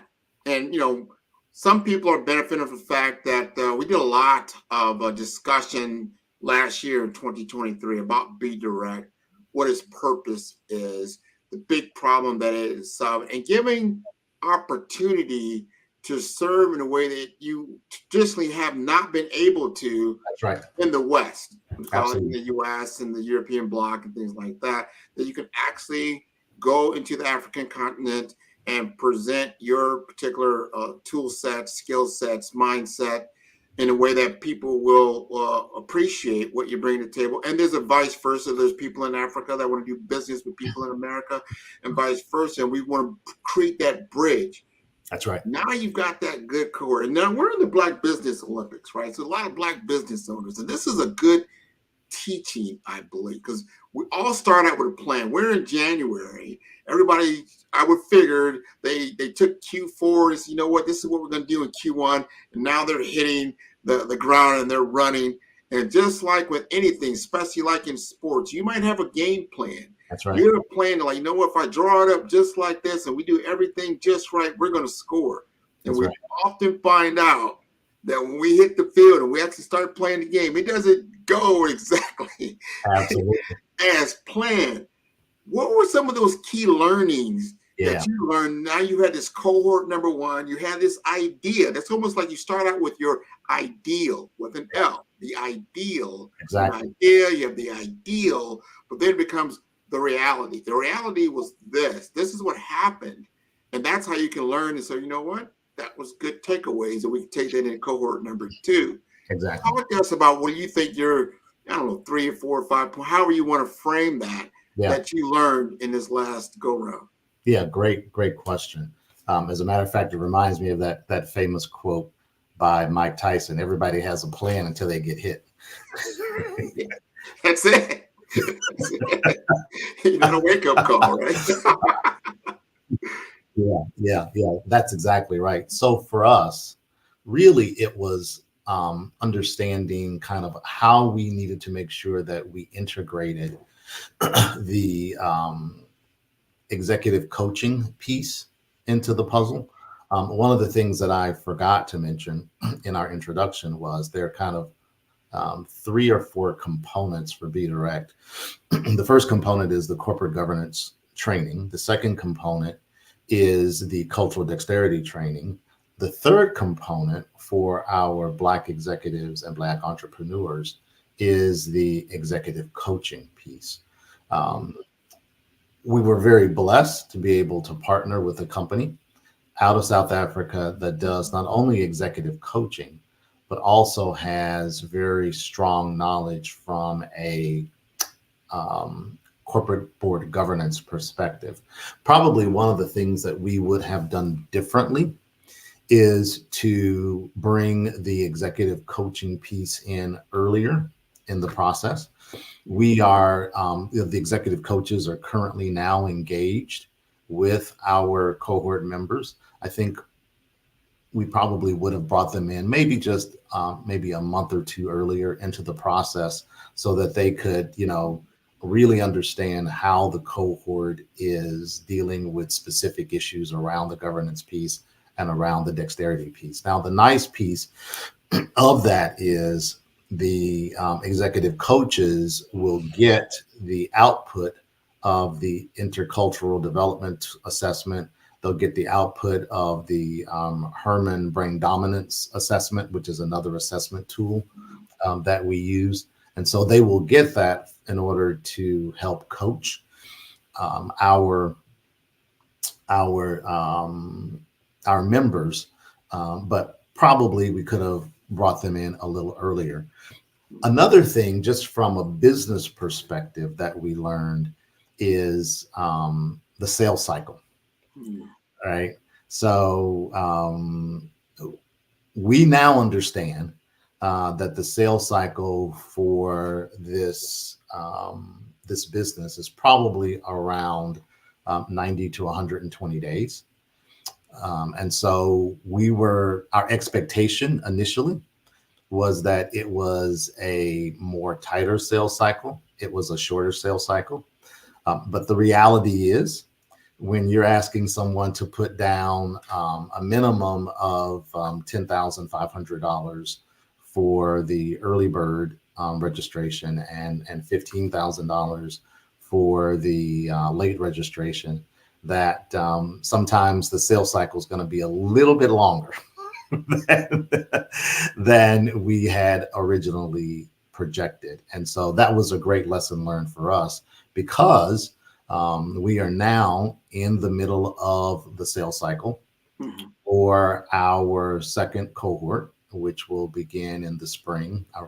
Will begin around June of this year. So we are giving ourselves the proper time in order to make sure that we can meet our sales targets as we've designed them. Our audience, in terms of how they look at funding this, many people actually have their corporations to fund the fee. Some people, as a matter of fact, it's probably about half and half. There are many people that are actually self-funding. And so they actually realize the value of what they're getting out of the program. They also realize that what we bring to the table is not just corporate board governance, but the second piece of that puzzle for us is on the executive search side. So while the cohort is going through their training process and learning what does it mean to be a corporate board director on the African continent, learning what does it mean to understand the cultural dexterity piece of that and how important the cultural dexterity is, we are simultaneously working on their behalf, talking with venture capitalists, private equity firms, public and private companies on the African continent to help place them. And so that is a huge differentiator for us in terms of, the programs in the United States, because one of the things, and again, you alluded to this in your opening, one of the things that we knew going into this is that we're tapping into Black entrepreneurs and Black executives who are not necessarily getting the opportunity to sit on corporate boards here in the United States. Many of us, including myself, have been on nonprofit boards, and nonprofit boards are great. They're a great way to understand what kind of meeting governance is about. It's a great way to give back. The reality is, though, that many nonprofit boards want you to bring a check with you. Of course. When you come, which is different than corporate board work in which you are compensated for your work on the board. And I got a quick question for you, Henri. That's a very, because as an executive, I'm gonna put on my my senior executive role hat. Yeah, right? absolutely. Let's just say I'm a CFO, COO, CEO, C something, right? And I see a fee is 10 to 15K. Right. However, I'm going to sit on a board that's compensated. That's exactly right. So I got to look at ROI, right? Return on investment all That's the way exactly around. Is that, I mean, I don't know. Tell us how you actually approach these executives and lay out your values to them so they understand. And especially if you've got a corporation that's going to fund this investment, how do they view the ROI? Great question. So from a benefits perspective and from a value prop perspective, we actually have two different value props. The value prop for the corporation is it allows them to use this as both a retention tool, and it also allows them to use it as a talent acquisition tool. So when they are going after senior executive talent and our focus from a corporation perspective is vice president to C-suite. Sweet spot being vice president and senior vice president. So when companies are wooing talent and they are trying to differentiate themselves from competitors, a part of the conversation that we have with corporations is, here's a way for you to bring in top talent and differentiate yourself other than just from a monetary compensation perspective, right? Because everybody is looking at base pay plus bonus, and if you are a publicly traded company, equity, right? That's kind of table stakes for what everybody brings to the table. Now, people differ in terms of how much that base pay is going to be or how much that equity is going to be or bonus, but that's usually the compensation package. How we position ourselves is, in addition to that, here is a way for you to invest in your employees and a way for them to see you as differentiated from someone else that they may be looking at from a job perspective. So that's on the talent acquisition side. On the talent retention side, it's a great way to retain Black executive talent. Because again, if you are someone at that VP or above level, because of the fact the reality is there are not many people playing at that skill set and at that level, you're going to be sought after. And you're going to want to know that your company wants to invest in you in order to keep you. And it becomes, for us, it becomes a great tool for the human resource organization, the DEI organization to use in order to retain top Black talent, saying that the company sees value in you and is willing to invest in you, just like it would invest in city leadership programs, whether that's, Leadership Atlanta or, Leadership Charlotte. So there's an investment quality for all of those programs, and the company is willing to make that investment. So that's kind of the value prop on the company side. The value prop on the employee side is we are giving many people an opportunity to sit on paid corporate boards that they unfortunately would not get in the United States, particularly if you're at the VP to SVP level. Most of the corporate board work for most people, not just Black folks, but most of the corporate board work for executives in the United States goes to the C-suite or one level below. That doesn't mean that those who are at the vice president to senior vice president level aren't ready for corporate board work. It doesn't mean that at all. It just means that the reality is that the first question that you're asked for corporate board work is, what's your previous corporate board experience? right? Exactly. The catch 22, right? Catch 22, right? I can't get experience without having a job, and I can't get a job without having experience. And so, which is why our sweet spot really for corporate executives is at that vice president to senior vice president level, because those are people that are ready and have the executive presence and can bring major skill sets to the table. But the reality is they're not getting the opportunities here in the United States. We support all of the corporate board readiness programs that are here in the United States, and there are many, and they do a great job. We're not trying to compete with them. Our market is primarily placing Black executives, and you and I have talked about this too. We say Black executives specifically, and not African American. And the reason that we say that is, if you're a person of Haitian descent, if you're a person of Jamaican descent, you may not consider yourself an African American. You may consider yourself a Haitian living in America. So we consider Black executives, Black executives in the diaspora who happen to be here in the United States. That's our target market.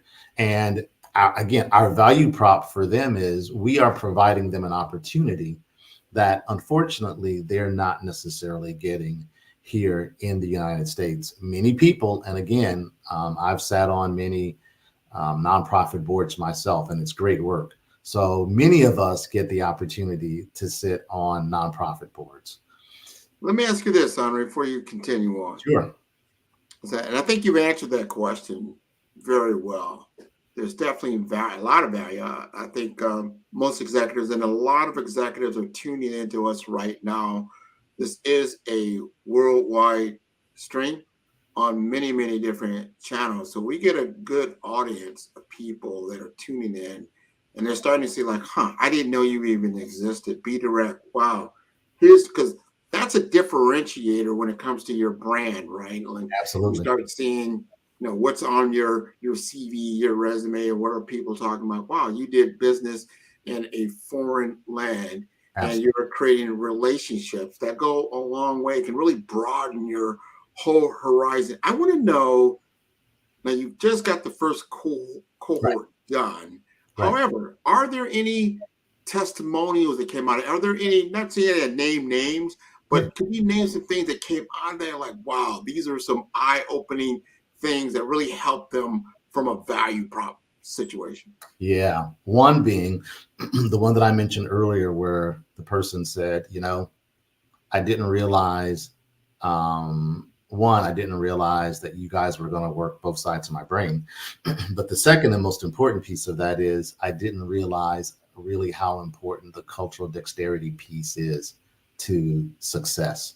I'll give you another example of that. Again, our founder and CEO, Larry Yan, been doing business now on the continent for close to 20 years.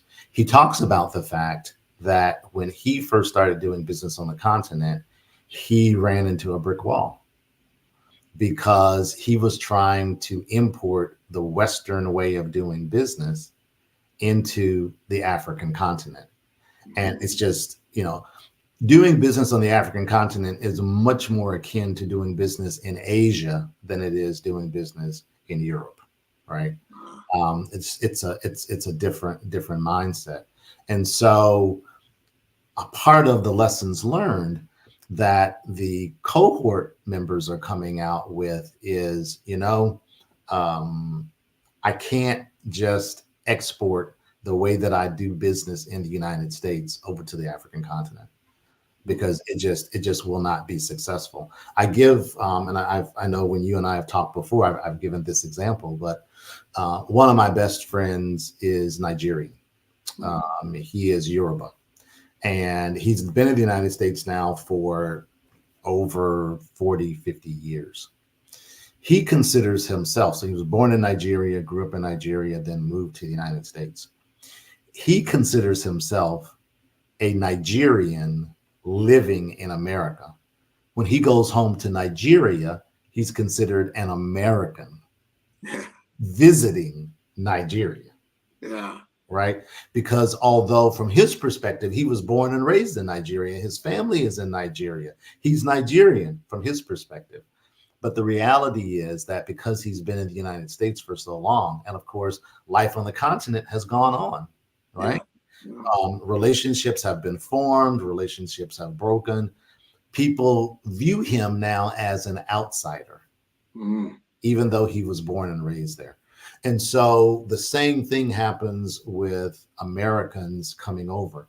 The other thing that I think our cohort members begin to understand is you have to have a mastery of skill sets regarding what does it mean to be a corporate board director, and what does it mean to be a corporate board director on the African continent.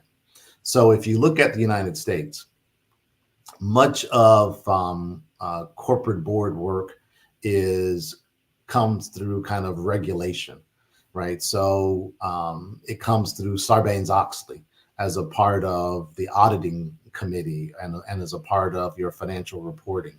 If you are a consumer-based company, you've got Federal Trade Commission. If you are a energy company, you've got the ERC, the Energy Regulatory Commission. So those are all regulatory and compliance-based initiatives that directly affect corporate board work in the United States. While there certainly are compliance and regulatory issues on the continent in different countries, they are not as large as it is in the United States. Much of the corporate board governance work on the African continent is dictated by what's called King 4. And the 4 is Roman numeral 4 because it's kind of the fourth generation of the King 4 methodology. And much of that is based on best practices. So it's taking best practices from the United States regarding corporate governance. It's taking best practices from the UK and from Europe regarding corporate governance work. And it's melding all of those things together. And so, again, the lessons learned that this cohort is learning and future cohorts will learn is that you just can't, bulk lift what you know and what you've learned in the United States over to the African continent. You really have to put the work in, right? You've got to put the work in and you've got to put the time in.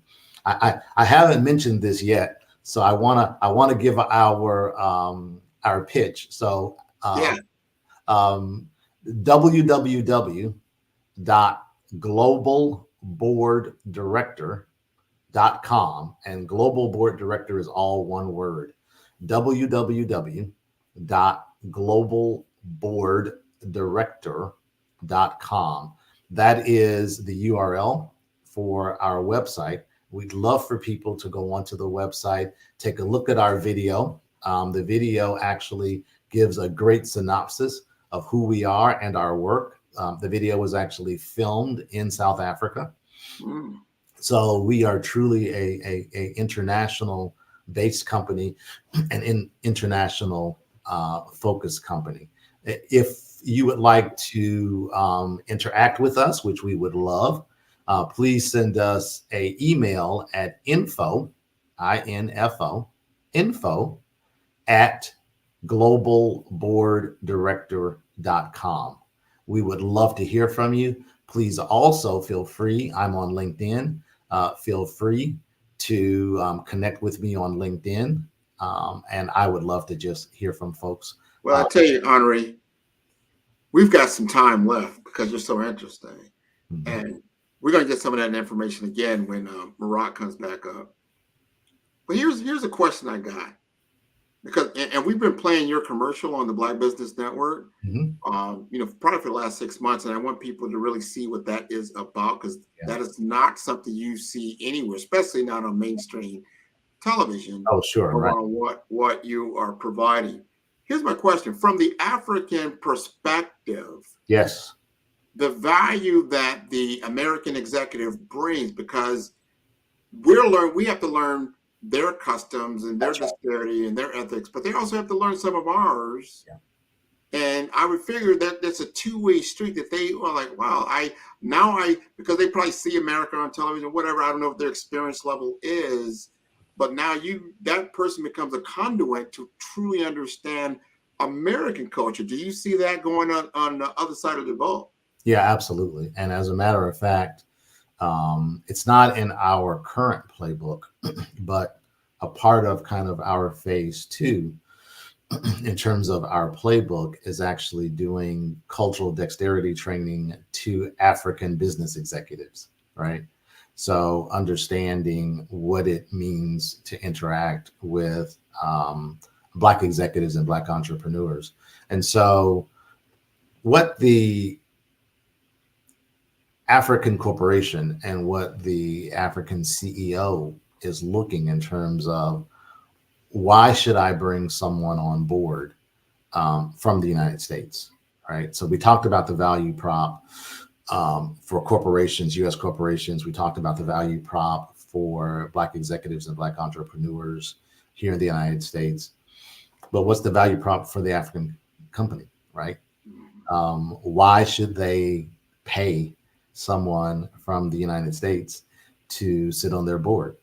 And the reality is that executive, that CEO, that board is making a conscious decision not to bring someone in country on, but to bring someone from the outside in.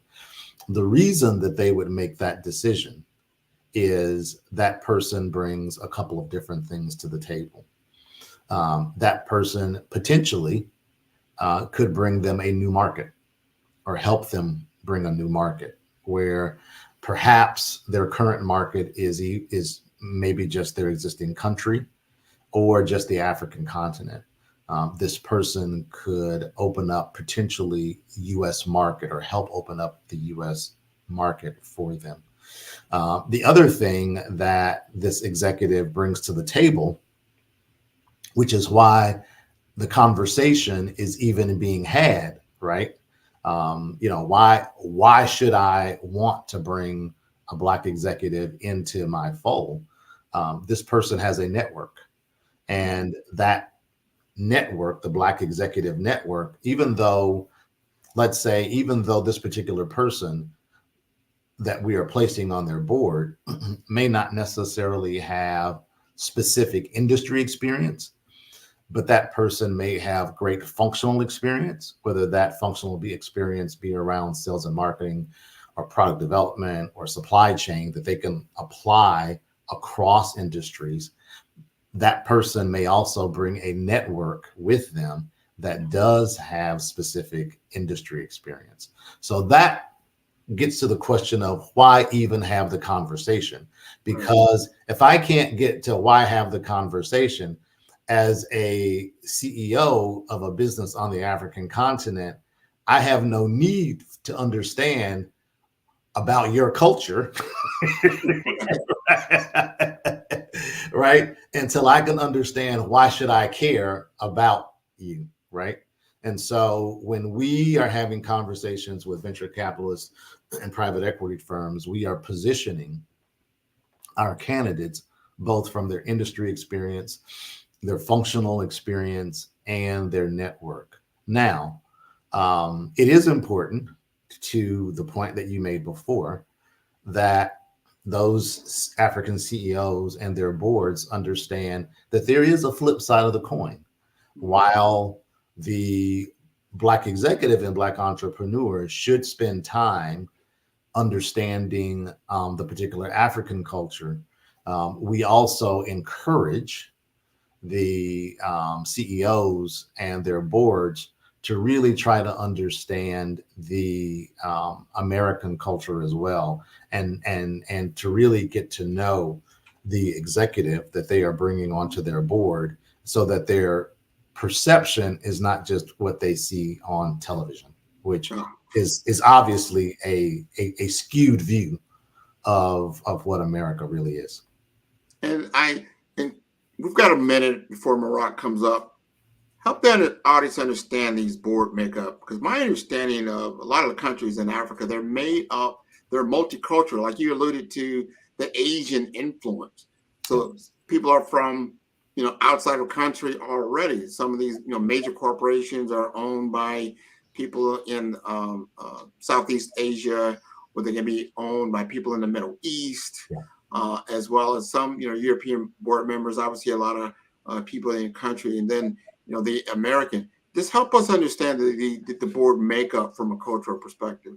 Great question. So the majority of companies that we're dealing with are either Black owned, or the venture capital firms and private equity firms, although they may be European or American or of other cultures, the operating committees, the operating executives are primarily Indigenous African, and many of their boards are Indigenous African. And so our focus, when we look at who is our target market for companies on the African continent, and to your point, there are many, many, many companies on the African continent that have primarily European boards. So we look for companies that are primarily have Indigenous African boards. Interesting. Great question. See, Marak is back. Hi, Marak. Thank you guys so much for sharing all of the insights. Henri, before we let you go one more time, where can candidates who are interested, companies who are interested in partnering with you, corporations looking for talent support, where can everyone find you? www.globalboarddirector.com, all one word, Global Board Director, or feel free to send an email to info@globalboarddirector.com. And also feel free to connect with me on LinkedIn. I would love to hear from you. Amazing, amazing. Well, thank you so much for sharing all of your insights this evening. It was great hearing all of the information that you shared, and we really appreciated it. Genius is common, and I'll see you both on the other side. Awesome. Thanks so much, Grant. Thank you. The Black Business Expo's mission is to raise funds for high school seniors going to college or K-12 entrepreneurs. The Expo is a fundraiser for students. You may go to www.blackbusinessexpo USA or go to the Cash App $BBXUSA to submit to our college fund or to donate to our college fund. Our goal is to give laptops and up to $5,000 to 10 students. Students who are interested can register online at www.bbxusa.com. Every dollar counts, so we want to remind you to donate to the scholarship fund. We also want to thank our Black Business Expo USA sponsors for January of 2024. Those are NC100, Moody Capital Partners, Suede Soul, Lotus Rocher Coaching and Training, The Hello LLC, 5-Star BDM Media, Carolina, Virginia Minority Supplier Development Council, Step Management, BHS and Associates, Marjorie McLean Foundation Incorporated, Genius is Common, Earth Essentials, Mullane Shania Global, Executive Women's Success Institute, The Quality Coaching Company, Superwoman Business Services, Creative Force Studios, Lee Entertainment, Artistic App Design, Black Business Expo USA, Genius is Common, and I'll see you on the other side. Did you know that approximately 333.34 million businesses exist today, according to a report from 2021? And you may be one of those businesses, or maybe you're not in the business market yet, but you're aspiring to be a business owner. Well, guess what? You're in the right place at the right time. Because let's face it, everything is about timing and opportunity. Hi, my name is Dr. Lotus Rocher, and I'm the CEO and founder of the Lotus Rocher Coaching and Consulting LLC, along with the Lotus Rocher Ignite Show. 15 minutes of success with Dr. Lotus Rocher, as well as books to boom your business and bring who you are. And today, I want to bring this amazing message to you about the Black Business Network and the Black Business Olympics. See, the Black Business Network and the Black Business Olympics is designed to help people just like you, that's right, that look like me, to take their business to the next level. Not just in your front yard or your backyard, but globally. The Black Business Network and Black Business Olympics is designed not to just help you survive, but to help you thrive. So join us today as we come together with businesses all around the world to support our students, our children, our young teens, our young entrepreneurs. What we do is we come together to help raise funds for students who are aspiring to be business entrepreneurs, who are aspiring and who are thriving in college. We endow them with a wonderful opportunity to gain scholarship of either a laptop or several thousands of dollars. And we invite you to help be a contributor to this amazing opportunity to help someone that looks just like you. So join us today at our website and let us connect with you and help you ignite and take flight in every area of your life on the Black Business Network and the Black Business Olympics. I'll see you on the other side.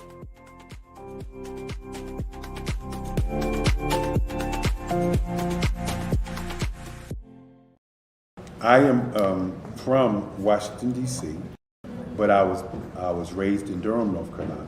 I came to Durham when I was about 5 or 6, and then I traveled back and forth to D.C. because it's where my people are from.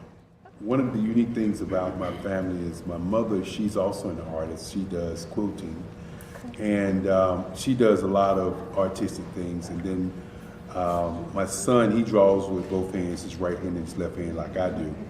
So that's kind of a family trait. And then my other son, he's a videographer, and my daughter, she works, she's a regional vice president for Sunglasses. When you start out drawing and sketching, you want to continue to explore, you know, each avenue. I do pastels, I do pen and ink, I do painting, I do acrylics. I haven't done oils yet.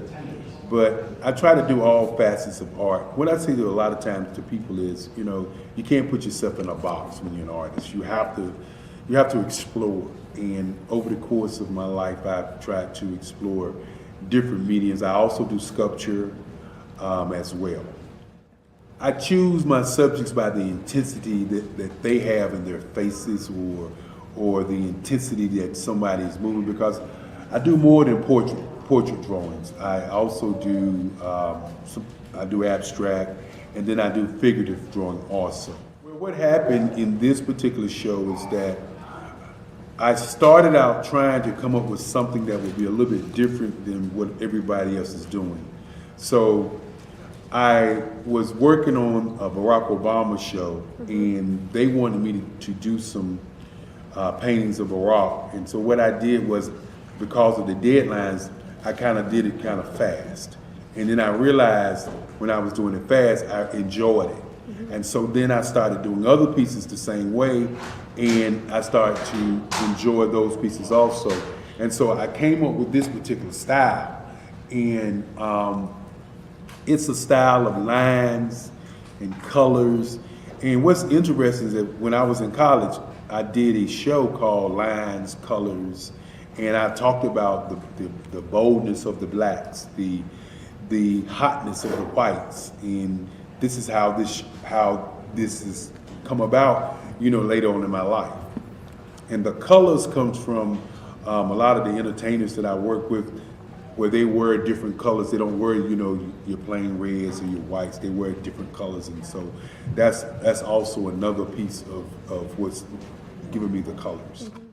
The subtitle of this show is Faces That Speak Life. That's real critical.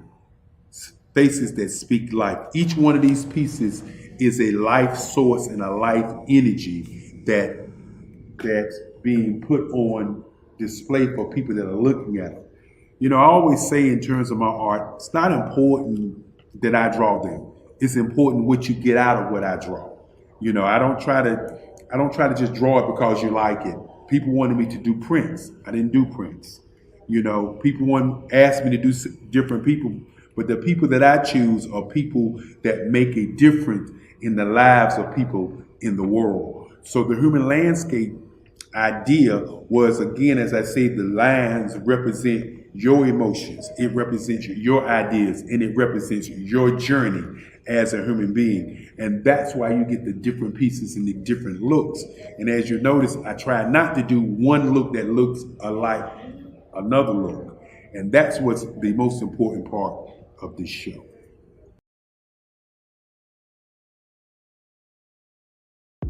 The Black Business Network and Black Business Olympics are essential platforms for Black business owners globally. They provide the tools and support you need to succeed in today's competitive marketplace. Join us today as we collaborate together with businesses from around the world to support our children, students, and young future entrepreneurs, Black businesses, and corporations. We raise funds for students going to college and young entrepreneurs who are aspiring to be business owners, and we invite you to be a contributor today. Visit the website www.blackbusinessexpousa.com to connect with and learn more about how the Black Business Network and Black Business Olympics can help you not only share your amazing business story to businesses, but also serve future generations. Hello, my name is David Jones, CEO and co-founder of the Hello LLC, where we help businesses build a culture, brand and experience, and leverage technology to pivot into Web3. Join the Black Business Network streaming live into Roku, Metaverse, STEM City, Black Multiverse Enterprises, Hulu, YouTube, iHeartRadio, Apple, Facebook, LinkedIn, Spotify, Twitch, and Google Podcasts. Tune in, turn on, and let's thrive.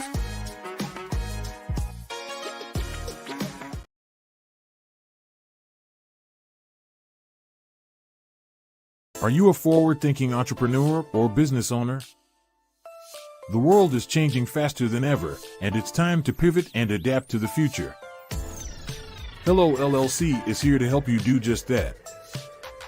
Hello stands for helping enterprises leverage leading-edge optimizations.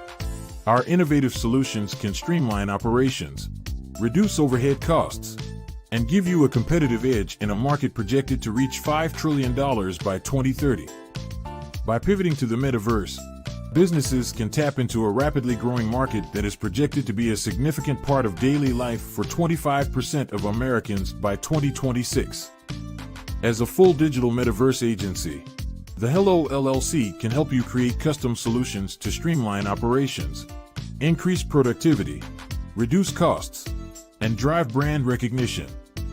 Why should you pivot to the metaverse with the Hello LLC? By leveraging cutting-edge technology, you can provide immersive experiences for your customers, expand your global reach, and unlock new revenue streams. Contact us today to make the pivot. Why do I do what I do? You know, my life coach asked me that a few years ago, and she said, Tony, what's your why? And I told her, and she said, girl, you've already accomplished that. Perhaps you need a new why. Hi, Tony Harris, Amy Hoydu with Say It Said Marketing, one of your students, and just wanted to say thank you, Tony Harris, for spending so much time with me and giving me that boost in my business that I so drastically needed.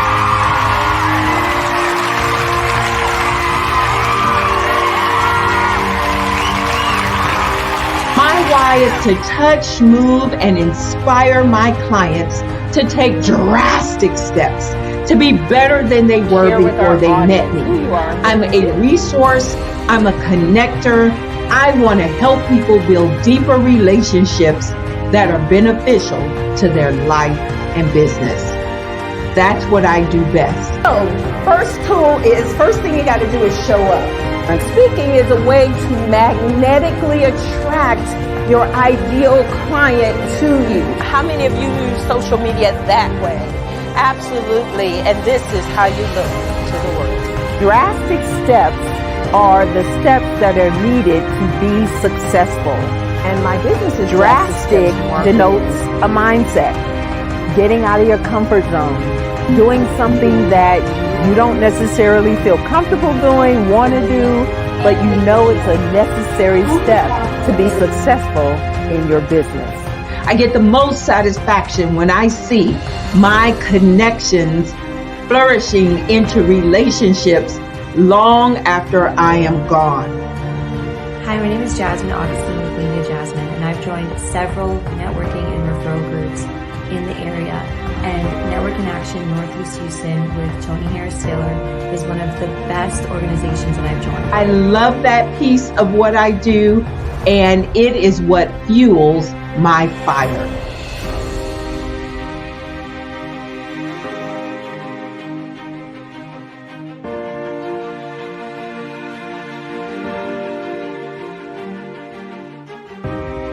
My name is Tony Harris Taylor, saying take a drastic step today for a fantastic tomorrow.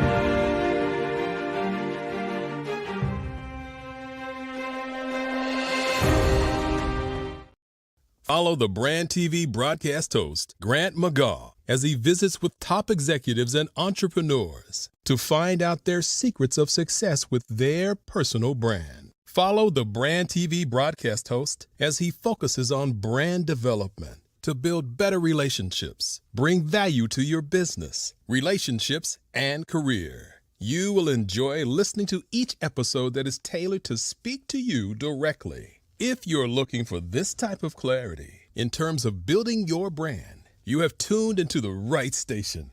Each episode will help you to shape a conversation in the 5-star BDM network of 20,000 professionals and become a springboard for your corporate engagement and business opportunities. Each guest will frame their story in the areas of personal branding, business development, career development, financial empowerment, and technology innovation. Grant McGaugh explains why he is the CEO and owner of his own professional career. Grant is an accomplished business leader and entrepreneur who wants to give back to individuals to grow their personal brand strategy. Tune in as he weaves his story about new possibilities, while to you exceed expectations. If you love storytelling, this show will make for fun. Social media is evolving. It's more vibrant, more colorful, more energetic, and so are you. It's not just photos anymore. It's video, it's audio, it's subscriptions.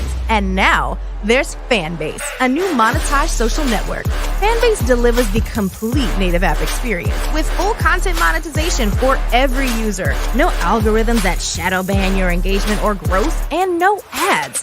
Follow anyone for free and subscribe directly to your favorite creators for $4.99 a month. Plus, show some love by tipping on any post. Also, make a Fanbase page and monetize your content the same way. Finally, connect with your followers by posting the amazing content you already create. And now, get paid for it. It's time to energize and monetize, because everyone's a fan of something and everyone has a fan base.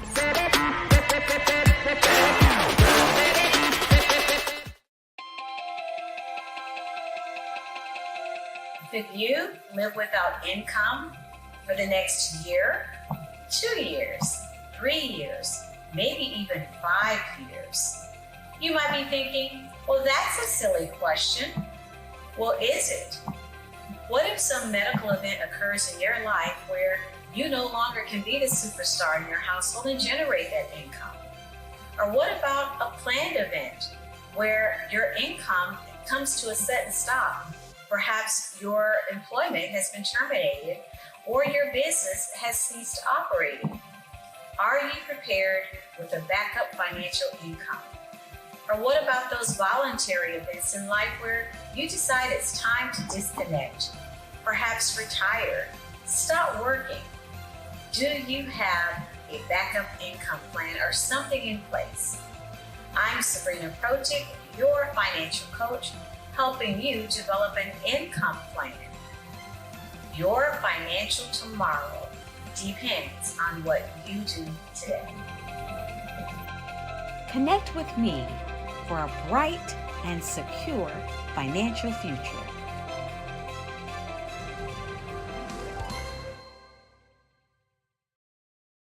I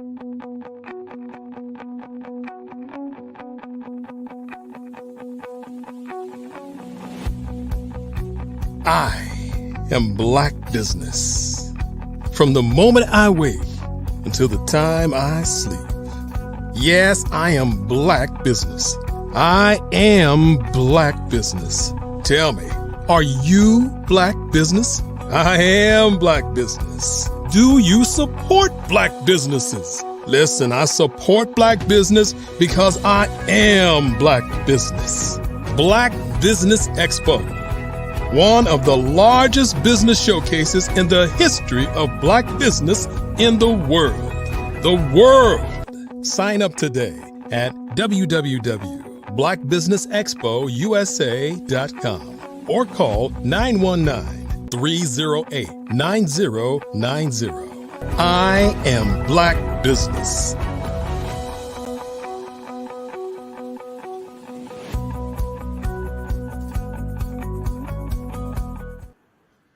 Good evening, business owners, entrepreneurs, thought leaders, and corporations. Welcome to the Black Business Network. My name is Marak Hicks, and I'm your business moderator for this evening on the Black Business Network. The Black Business Network is a 24-hour business network showcasing Black businesses, business owners, entrepreneurs, and thought leaders worldwide. We have speakers from North Carolina, London, Singapore, Africa, Japan, and cities all over the United States. The Black Business Network is a global community sharing its business knowledge to empower, inspire, and educate businesses about business. Our next speaker this evening is Renika Weston. Renika is a certified keynote speaker and an executive coach who is eager to show up every day to support leaders at all levels to be the best version of themselves. She is passionate about helping leaders thrive during the chaos and change and empowering underrepresented professionals who may be struggling to contribute their own opinions and ideas. Renika offers insights from 25 years of experience with small and mid-sized and Fortune 500 companies. Renika has led operations, sales, and talent management initiatives at Chubb Insurance Groups, Eli Lilly, AstraZeneca, and United Therapeutics. As an executive coach, she has supported leaders in various industries such as tech, healthcare, media, insurance, accounting, trade associations, nonprofits, and a national union. She is a proud Rattler and received her BA from the School of Business at Florida A&M University and went on to get her master's in strategic communication and leadership from Seton Hall. She is a SHRM, Senior Human Resource Management, SCP certified professional, and a PCC certified coach, and she has completed her coaching and training at the Institute for Transformational Leadership at Georgetown University. As a keynote speaker, Renika draws from various leadership concepts and coaching models. She talks about self-imposed limitations, changing the narrative to become more effective, and equipping audiences to go beyond their self-imposed limitations. Renika believes leaders must understand the ways people think, feel, and make meaning of the world because everything in it is constantly changing and evolving over time. She has been described as a dynamic storyteller, connecting to the hearts and the minds of others. Her goal for 2024 and beyond is to help people find clarity by disrupting their thought patterns, pushing through discomfort with courage, self-awareness, exploration, reflection, partnership, and a conscious commitment to growth. I introduce to you Renika Weston. Hi. Thank you. Hello. That was a mouthful. You know, when you ask for bios, it's like they'll put a one line. You know, if I were famous, you know, like if you just said, you know, here is our former president, right? I don't have to say anything. People know who you are, right? And then there are people who you might say they were on American Race, right? The Great American Race. And people are like, oh, I know what it is. So when you are like me and you have to just come in surprise and delight, sometimes you give too much. So as you were reading that, I just kind of chuckled a little bit. But thank you for that introduction. You are welcome. Thank you so much for being here this evening with us. So wanted to get started. Tell us a little bit about your business and how you kind of got your start. You've worked in a number of industries. Kind of walk us through what led you to decide to branch off and start a business for yourself. Oh, well, so I combined the little engine that could, which is like, I think I can with a bucket list. And most of mine has been work related. And so most of my career has been in the biotech and pharmaceutical space. Started out carrying a bag when no one that looked like me was doing that. So I don't want to date myself. But when I say look like me, meaning that they were pharmacists, they had on white jackets. And so most of the individuals in that space were white males. And I can remember being the only, and I thought, I don't want to stop here. I'd like to do more. So continued. And I love the idea of really being able to help individuals grow. And so I can remember my first promotion was a sales leader. And I kept thinking, if these people go on and do great things, I might get to work for them one day. And so then I continued to say, I want to do a little bit more than that, moved in the learning and development space. So moved from a couple of different companies, being able to do that, and landed in HR. And I loved HR. My challenge with HR was the strategic nature of it. I had come from the business space where all we did was think about quarterly goals. And so I learned a lot from my HR colleagues, and they learned a lot from me. And every time I would get mad at work, and this is just a little piece of advice I say to people, you can do a lot of things when you get mad. But when I get mad, I go back to school, right? I go back and get a certification. I go back and get some education on them, because I know one day I'll leave. And so if I'm better than when I started there, I'll be more marketable. So the last time I got upset about something probably trivial, decided that I wanted to go back and pursue my executive coaching certification. And one of the reasons that I went to Georgetown was because I knew my company would pay for it, right? So it wasn't, I had no slight to any other coaching, but it was an executive leadership program. And so I brought a lot of those concepts back into the organization. And I kept thinking, I think I want to be a king and queen maker. That's what I think I want to do. Like I've run this race. I enjoy being in this space, but that's what I want to do. And so coached and facilitated for a while, and I'd never been on my own, had my own business, and decided I wanted to do that. And then I got this bug to say, I can only do so much one-on-one coaching, and I love that work. I can only do so much facilitating.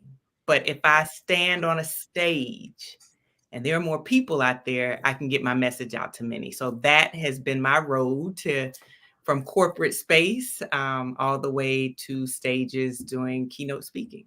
Got it. Grant, I'm stealing your thunder. I was just really excited to talk to her. I'm listening. I am listening. This has been wonderful. This is how you do it. Alrighty. Well, Jeannie's comment. I'll see you both on the other side. All right. Most welcome. Most welcome. You are my buddy. We talk like twice a week, right? We are. We see each other virtually. It's funny, when you see a picture of someone, or you hear their thoughts, as we do oftentimes as we connect via on LinkedIn, you feel like you really know the person. So it's good to see you again virtually. And again, I do feel like I know you well. Well, we do, but it gives you that completion, right? You cannot be complete. I want our artists to understand the difference between a virtual meeting, let's say, and then that one-on-one type meeting, or at least that visual representation. A lot of times you're dealing with someone on a social media platform, and you're exchanging a lot of text for the most part, and you're seeing some imagery go back and forth, but it's not always that one-on-one. So it's always good. This is almost next to good of being in person, that I get to see you. And I'm so impressed with your particular history, what you're doing, and then you come to join us on the Black Business Network. You are wonderful. Yeah. We're not going to let you get away, because you got some experiences and some knowledge that we can all benefit from. You alluded to that a little bit with Maroc. We want to talk to that age group that Maroc is in, because we need to get our next generation up to speed and gaining the confidence. You talked a little bit about navigating all these different hats and going through all these different corporations and getting opportunities to go to some very prestigious coaching classes. What was the thing that motivated you to navigate through all those different circumstances? That's a good question. I always wanted to learn from the best. And best is sort of, what you think is best, what I think is best might be different. But in my mind, I always wanted to learn from the best. And I used to run a lot. And I remember the first time I ran a 5K, I was like, I'm not going to make it. And I saw this woman ahead of me, and I said, that's my bunny rabbit. As long as I can keep sight of her, I'm good.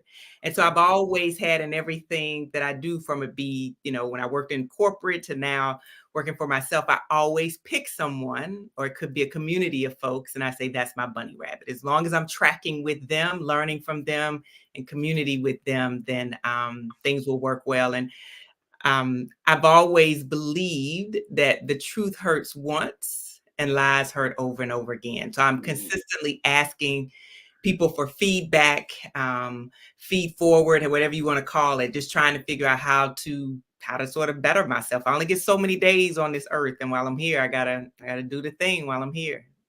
Oh, you've been doing the thing, and I applaud you for a lot of your efforts. I want you to help us describe your coaching program. You've done a lot of different things. I see you've done a lot around, DE&I, but you're really honing in on some things now that really, I think it's accentuating your passion. Talk to us more about your coaching program. Yeah, so there are a couple of things that I focus on. I would say it's kind of like a trifecta. So one of those is the consciousness of leaders, because we oftentimes think of people's skill sets and how they can work, but it's moving people through their consciousness, and then moving them through their consciousness. A lot of it is helping people unpack their stories. And I enjoy working with many clients, but some of my favorite are Black folks, because we have a lot of story, right? We have a lot of isms that show up. As a Black female, I have racism that shows up in my stories. I have ageism. I have sexism, and all those things help narrate the way in which I operate in this world and the way I see the world. And so those isms, my identity, some of those limiting beliefs. So I work with individuals to help them to be able to understand their stories. Because once you understand your story, you can rewrite it. You can be the editor of the story. But if you don't understand the characters you play in those stories, why you show up the way you do, how you show up in the way that you do, then it can be a challenge for you. Let me ask you this, because that's important what you just said. So understanding those narratives that are playing in your own mind, what's playing in society, right? And understanding when you're operating or about to engage with someone else across from you, that they have narratives that are operating within them as well. Like, we don't own sexism, you don't own racism, you don't own ageism. These are just floating narratives that are out in our world that we're sharing. And I don't think sometimes we understand, or maybe we do, or we create perceptions of individuals before they even speak. Do you help coach people? Because you said some things about consciousness, your awareness, your mindset. Is that something that you work with people on? It is. And one of my favorite things to ask people is, how do you know? So, oftentimes people will say a thing, and we don't understand where those things come from. So oftentimes I'll say to clients, is that your ancestor speaking? Like I had a client one time that said to me, these people want to be in my business, asking me all these questions. And I said, well, how do you know? And they said, well, they asked me. And I said, well, could it be that they're just getting to know it? I just know they're being nosy. And I said, is that your ancestor speaking? And she said, what do you mean? And I said, there was a time when that may have served your ancestors well, to keep silent, because talking may have been detrimental to their health, may have even been detrimental to their lives if they shared what they had in their homes or the things that they had. I said, but this is a new day. And so I'm not suggesting that you do that, but what I am suggesting that you do is to think about, where does that narrative come from and how is it serving you? And then my next question is, like, what do you want to do about it? So if that's how, if that's what it is, that's what it is. And that's okay. But understand the root of that and where all of that comes from, to then figure out if you want to tell yourself a different narrative and show up a little bit differently. That's so important. I want our audience to really think about that and visualize what you're saying. And I'm going to take this back. We're in the Black Business Network, and we're talking about Black entrepreneurism. Maybe there's my ism, right? and What I'm saying is this, is that specifically in the South, it was a law. Some people don't realize this. It was a law that if more, I think it was either 5 or 10 Black men came together on a city street, preferably like downtown, because that's what downtown a lot of the, if they came together and congregated, they would be arrested. That's right. Right. And this is how, this is the center of business. This is how businesses form relationships, networks, how we get things done. So it was a law that if people came together, especially invisibly in public, that they would be arrested. This is a narrative. This was a fact of the law.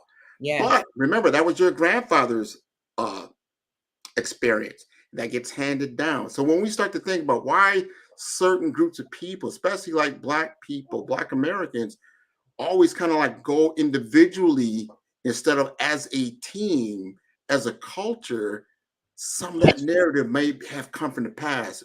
Would you agree with that? I would definitely agree with that. There are so many things and ways that we show up and we don't even realize that has been told to us. I'll say this and then I got to find I thought my thing was covered up, but it's not. The whole notion of lean in. So there was a lot of leaning in and leaning in. And it's difficult, again, that same narrative for me to lean in when I can hear my grandmother in Lake City, Florida, again saying, don't tell the people your business. Don't tell the people how can I lean in when I am listening to what she has said to me? How can I lean in when, I can remember interviewing for a position and there were rumblings that they needed someone Black. They didn't have a Black regional director.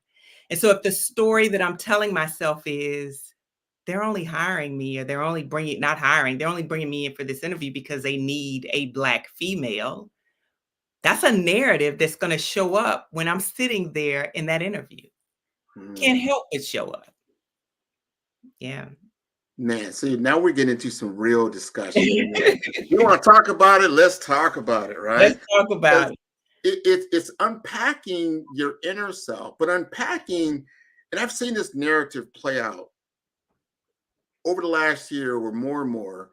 And then we're starting, I love what Dr. Kelly's done around getting this network going, because the narrative that I saw, and I really was getting upset about it. Every night I turn on the news to get what happened in the community. Every single night, there's a narrative around a young Black man in trouble.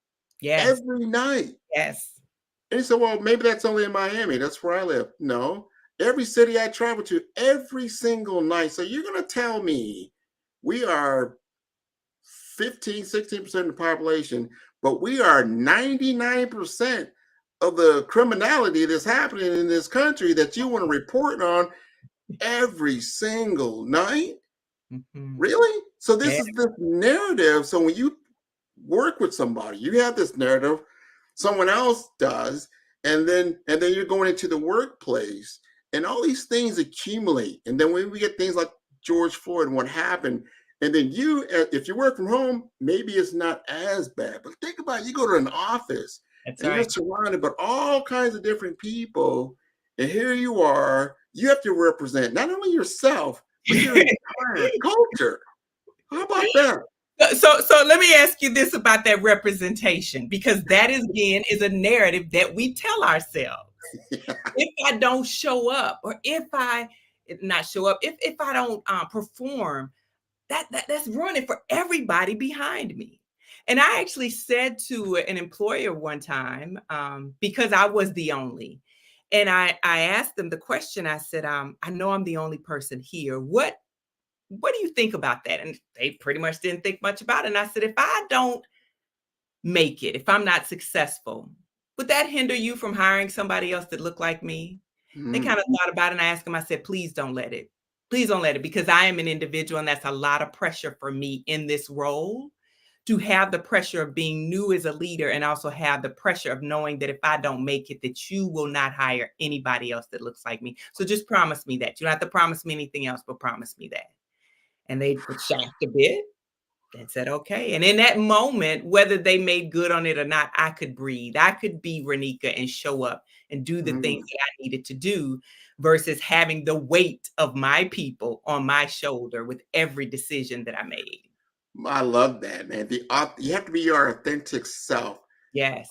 But you do have to bear some of that to certain people, because if you know that they're consuming this kind of information yes, about you culturally, whatever you want to call that, every night, so you know you're already weighted in a certain area. And they're not like, hey, I couldn't sit down at a person from Asian descent and think I truly understand their culture or what affects their culture and all this stuff. So I have to go through that. I have to learn through something. You're a human resource professional, so you kind of understand where I'm coming from, but you still have to have a certain humanity that of commonality, the human instinct about certain things.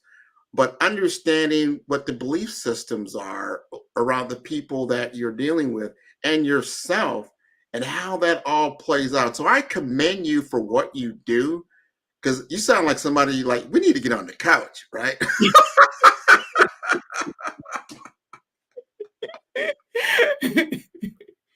I am a connoisseur of people, specifically Black people. I study people and I study people's stories, because to your point, a lot of organizations, they want to do this cultural sensitivity training and all of that. Well, if I were on my street that I live on today, right, there might be my family, it's a Black family. The next family might have different cultures in there. They may look Black, but they may not be African American. The next family might be something else. Each of those families has a commonality. We live on the same street.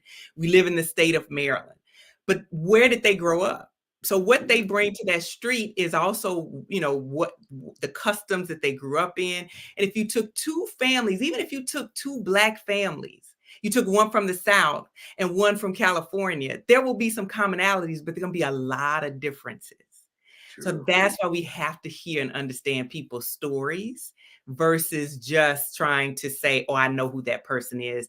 And that's why I want to be on the stage, because I can do it one-to-one. I can do it even in coaching, but the message on the stage, to your point, these people that are watching the news, the people that are getting these false narratives about us, they need to understand, especially if they're in decision-making positions, they need to understand what that weight is like for us and to understand the stories that we tell ourselves and help them to understand how they can support us when we walk into these spaces with these stories on our backs.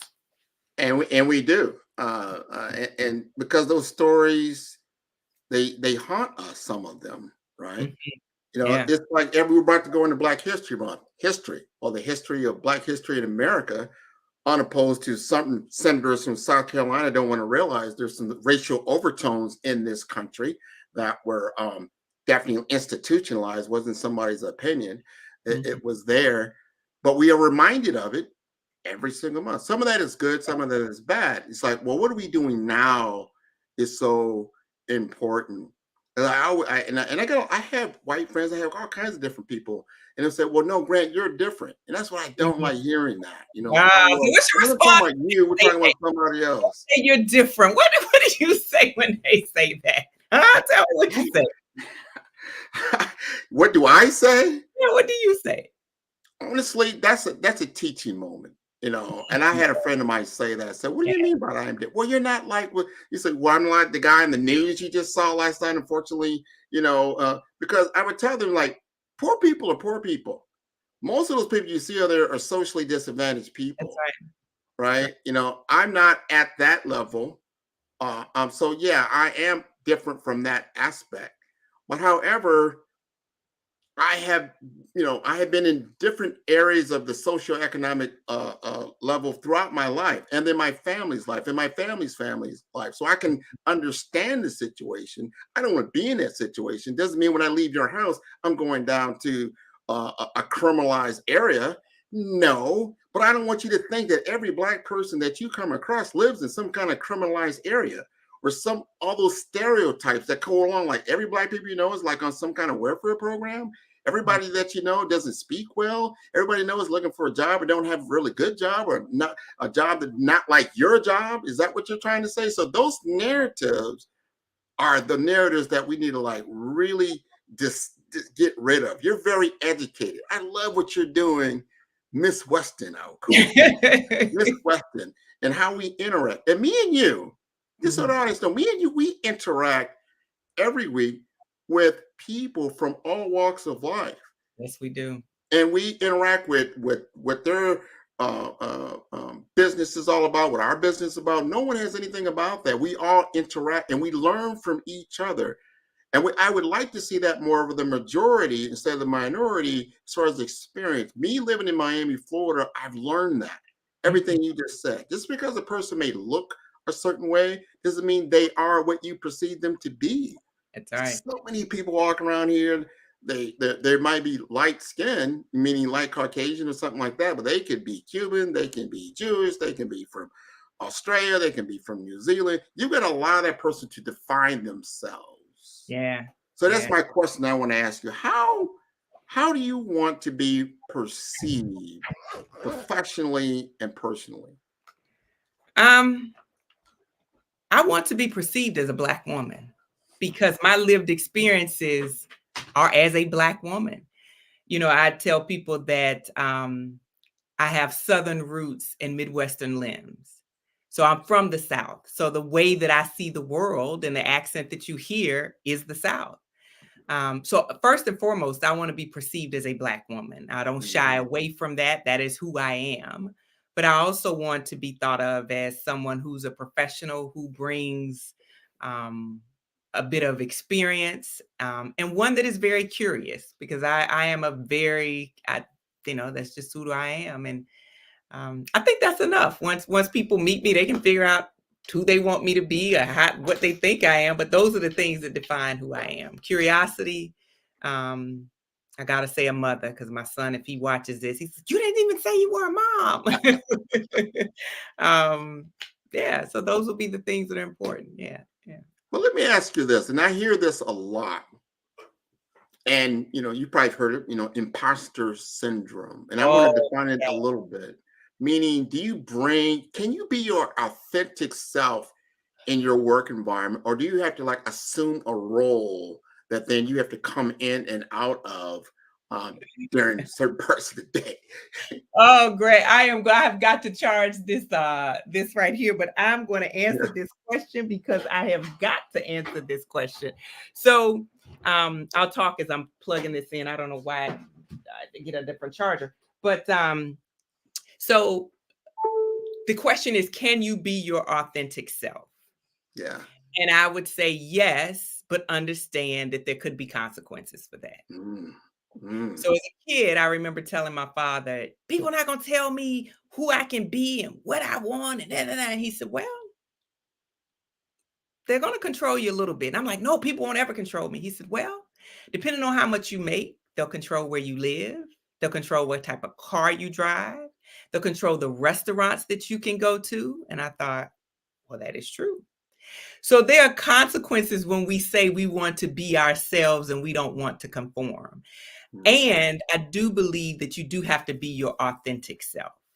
You have to show up in an authentic way. But the challenge with that oftentimes is people are not connected to their values. So if I know what my values are, my values come out in who I am. If I espouse family and I say family is important to me, my authentic self says at 6 o'clock, I got to get out of here. I got to go to my son's football game. I'll catch you at 9 when it's over and I can get him something to eat and we can get back home. But the authentic Renika who values family, that's what I got to say.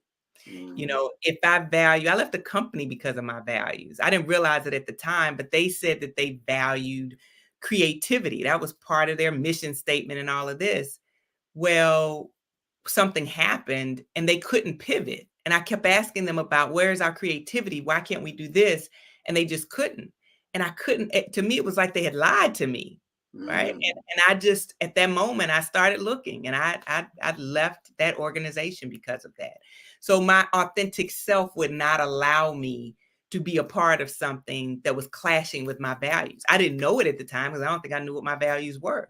But I think to be your authentic self, you have to figure out what's true and what's important to you.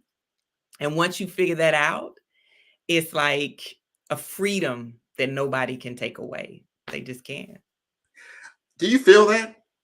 I feel Marak is listening. I feel Marak need to come on camera. I want her to join this conversation because I think it's so important that our generations get an understanding, because I've heard it so much from our 20-year-olds or 30-year-olds, or I see a lot of like they either they're throwing a lot of excuses of why this didn't happen or why that didn't happen, or it was them, it wasn't me. It's a fine line of things you have to understand, but you have to be grounded, is what I heard. Grounded. And so, Barack, I want you to join this. Have you been listening? I have been listening. Don't tempt me with a good time. As soon as I heard my name, it popped up.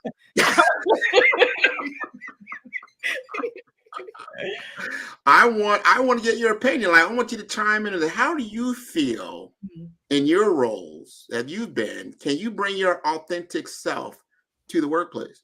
So, what I can say is this. I have worked in a number of different capacities in HR. I have about 11 years, almost 12 years of experience under my belt right now. And I've worked predominantly in startup organizations. And for a really long time, the answer to that question was no. I've been in experiences where I've been the first, the only, and I mean the first Black person, the first Black woman, the only Black person, the only Black woman, and having to navigate conversations and experiences, being an intersectional person, understanding that I am Black and I am also a woman. And then also doing that and having those experiences at varying levels of leadership, right? I've been at the table and still having experiences where I couldn't bring my full self to work every day. So that's kind of why I started my business, because I've come to understand from my perspective, if I'm the CEO, I show up as who I want. So that's number one. I think number two, it also means in my direct experience working with clients who work with me, you are understanding that I'm coming to you and I'm bringing a service. And that service is creating experiences for organizations where they can bring their full selves to work. And I do it unapologetically because I have my own business. So I show up as HR in my leggings. I'm wearing leggings. I got on UGG boots. And that's just it. And while, people typically have a visual for what HR professionals look like, I'm looking to come in offering this service, breaking barriers, breaking perspectives and perceptions, because if I don't do it this way, I'm always going to fall into that gap of never really getting to be authentic. And I don't think that was fair for me. So I really try to make an impact in organizations to make sure that other people can have that, because there's nothing worse than, when you're Black in an organization, it's like you see if there are other Black people there, you're all automatically best friends. Everyone's asking if you've known each other for years. Oh, you guys have been friends for a long time. We're like, we met 2 days ago, right? So taking that into consideration, it's just been really important to me to make sure that as I'm working with these companies and these clients, that I'm visual, that people know who I am, that they know what I do, and that I do it authentically as myself. Because then if I'm doing it in a leadership position, one, it's freer for me. And then two, it all opens the door for other people to bring their full selves to work as well. Yeah. All right. What do you have to say? We just heard it from I'm going to say your exact age, but you're what, 30 something? I just turned 32. Yeah. That's what I thought. I love that. Right. And I'm not going to mention Miss Weston's. I'm a Gen X. How about that? He's fine as well, right? So there's generational, philosophies, experiences, but everything. But what I've heard from you, and I think I've even seen it from both of you, is the entrepreneurship. It's like I can be better running my own ship than be a part of a ship. Because sometimes those ships that are there are so rocky, like somebody, you could be working with the same group But because now you're coming in the CEO role and you're not under their W-2 payroll, they see you differently, as opposed to the other. Would you both agree, or who wants to take that? I 100% agree. Yeah, I would definitely agree. There's a different sense when it's yours. Yeah. You know, and I am thankful for all of the exposure. Because if I had the opportunity to have a nonprofit, it would be called Expose Me. Yeah. Because I got so much like I would take things back that I would learn at work to my friends, to my relatives, restaurants I would go to that I knew I wasn't going to go there if I was paying for it, but the company was paying for it. So there's so much exposure, training, all types of things that I got in the corporate space that I am totally grateful for. But I think just like with anything, even in a relationship, you can outgrow it. Yeah. And I think some people outgrow corporate America. I think there are other people that stay and they wait until the corporation says their expiration date. I think Marak and I decided we were going to determine our own expiration date. Yeah. And either way works, whatever works for you, but know that there's probably going to be an expiration date at some point in corporate America for you. Let's change the narrative just a little bit, because you're doing some things now. And when I heard you saying you're going into this now public speaking role, you're doing some like executive speaking, you're getting out there now. What do you got on the horizon around your speaking career? You said, what do I have on the horizon? Yeah, what do you got going on? What's going on? My bucket list is to go back in the spaces where I selected those speakers, where it was pale, male, and stale. Ooh, okay. So when I was in biotech and pharma, every year we'd have a national sales meeting. And it was, no slight to anybody selling Amway because my parents sold it, but it was like an Amway meeting. You know, like, I get all excited. And we bring in these speakers, and many of them were rah-rah. Some of them were thought leaders, but a lot of them were rah-rah. I sat in the room. I helped to write the checks. I helped to select those people come on the stage. And in my tenure of 20 plus years, and I served on a board with a trade association, did the same thing, bringing people in. I may have seen a handful of people of color, of color in my hand. And Black, I remember one man who had been formerly incarcerated, who was now a chef, maybe an ex sports person, football, basketball, no slight to that.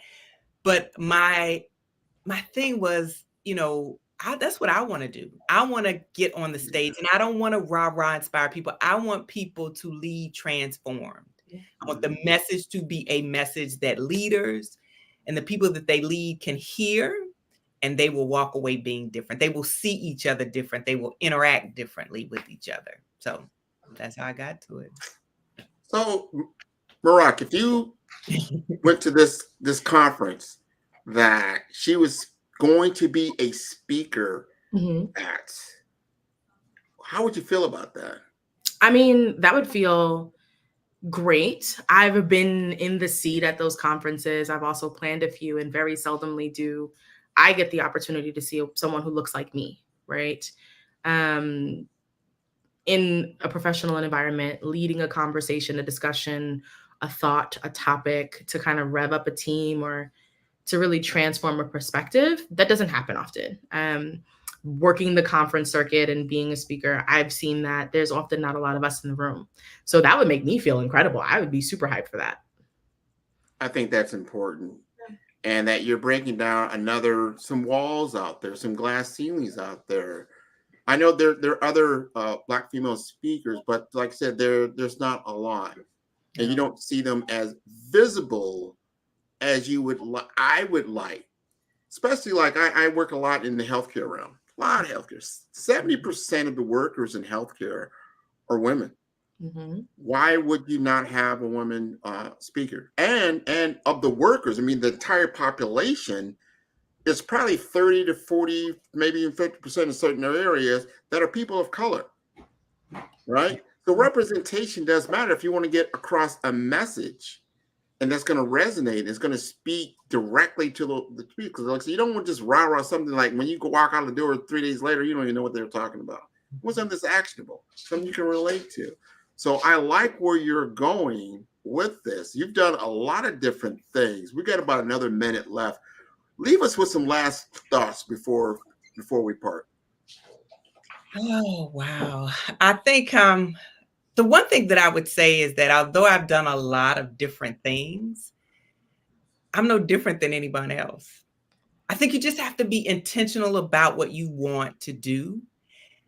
You have to think about, what do you want your legacy to be? Oftentimes we think about, what are they going to say at my funeral? What will be on my tombstone? It's like, what do you want your legacy to be? And when I lay down to rest, I want to say that I have tried it all. So the next thing is a book, right? Everybody's like, oh, I want to write a book. I want to write a book. I'm like, nah, it's enough books on the shelf. And I think her name is Lovey Jones. I was at a conference at the Executive Leadership Council. And she said, she gave a percentage of the number of authors that are white males. And one of the things that I thought about is there are rarely any business books written by women. Brene Brown, EQI, I can't think of the woman's name now because time, is on my, I'm like, but there's probably 3 or 4 books, business books that people refer to that are written by women. Black women, nothing out there. Nothing out there that makes the top list for Black women. And so I am in the lab right now. I love fables. And so I would love to write a fable. When you think about 5 dysfunctions of a team, it's a fable. There are a lot of fables that are out there, the business books. So because I love fables, I love to tell stories. I'm in the lab trying to figure that out too. Awesome. Before we leave you, I'm sure Mark is going to ask you this. How do we get in touch with you? Yep. That's my well, you can just go to my website. It is www.yournextthought, NEXT thought. So wouldn't you think that's it? So it's yournextthought.com, or you can look me up on LinkedIn. I don't think there are a lot of Renika Westons. It's RANIEKA WESTON. Yeah, thank you. Awesome. Thank you so much, you guys, for joining. This conversation was exciting. I was in the background bouncing around. And thank you for inviting me back to talk. I really appreciate you for sharing all of your insights. It was great. I've connected with you on LinkedIn. And with that said, genius is common, and I'll see you both on the other side. All right. Have a great evening. Good night. Good night.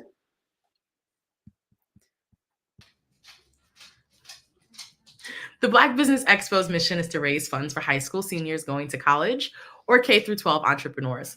The Expo is a fundraiser for students. You may go to www.blackbusinessexpousa.com to donate to the scholarship fund, or use the Cash App floating on the screen, $BBXUSA. Our goal is to give laptops and up to $5,000 to 10 students. Students can register online if interested at www.blackbusinessexpousa.com. Every dollar counts, so we want to remind you to donate to the scholarship fund. We also want to thank our Black Business Expo USA sponsors for January of 2024. They are NC100, Moody Capital Partners, Suede Soul, Lotus Frichet Coaching and Training, The Hello LLC, 5-Star BDM Media, Carolina, Virginia Minority Supplier Development Council, Step Management, BHS and Associates, Marjorie McLean Foundation Incorporated, Genius is Common, Earth Essentials, Mullane Shania Global, Executive Women's Success Institute, The Quality Coaching Company, Superwoman Business Services, Creative Force Studios, Lee Entertainment, Artistic App Design, Black Business Expo USA, Genius is Common, and I will see you on the other side.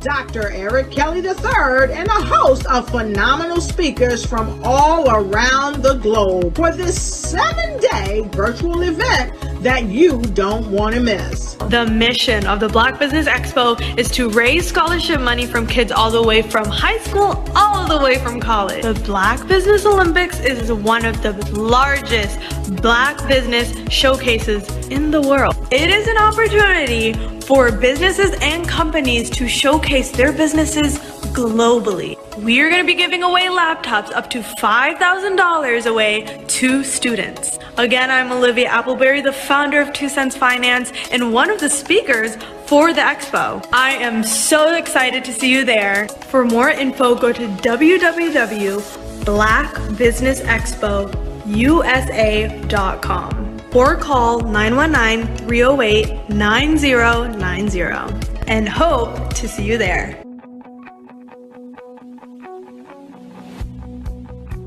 I am Black Business. From the moment I wake until the time I sleep. Yes, I am Black Business. I am Black Business.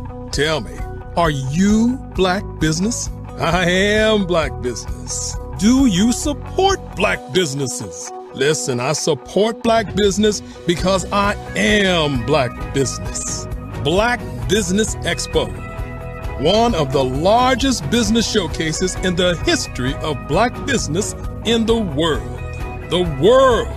Sign up today at www.blackbusinessexpousa.com or call 919-308-9090. I am Black Business.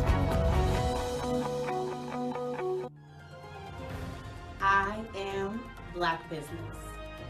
From the moment I wake until the time I sleep, I am Black Business. I am Black Business. Are you Black Business? I am Black Business. Do you support Black businesses? I support Black business because I am Black business. Black Business Expo, one of the largest business showcases in the history of Black America in North Carolina. Sign up today at www.blackbusinessexpousa.com or call 919-380-9090. I am Black Business. I am Black Business. From the moment I wake until the time I sleep, I am Black Business. I am Black Business. Are you Black Business? I am Black Business. Do you support Black businesses? I support Black business because I am Black business. Black Business Expo, one of the largest business showcases in the history of Black America in North Carolina. Sign up today at www.blackbusinessexpousa.com or call 919-380-9090. I am Black Business. I am Black Business. From the moment I wake until the time I sleep, I am Black Business. I am Black Business. Are you Black Business? I am Black Business. Do you support Black businesses? I support Black business because I am Black business. Black Business Expo, one of the largest business showcases in the history of Black America in North Carolina.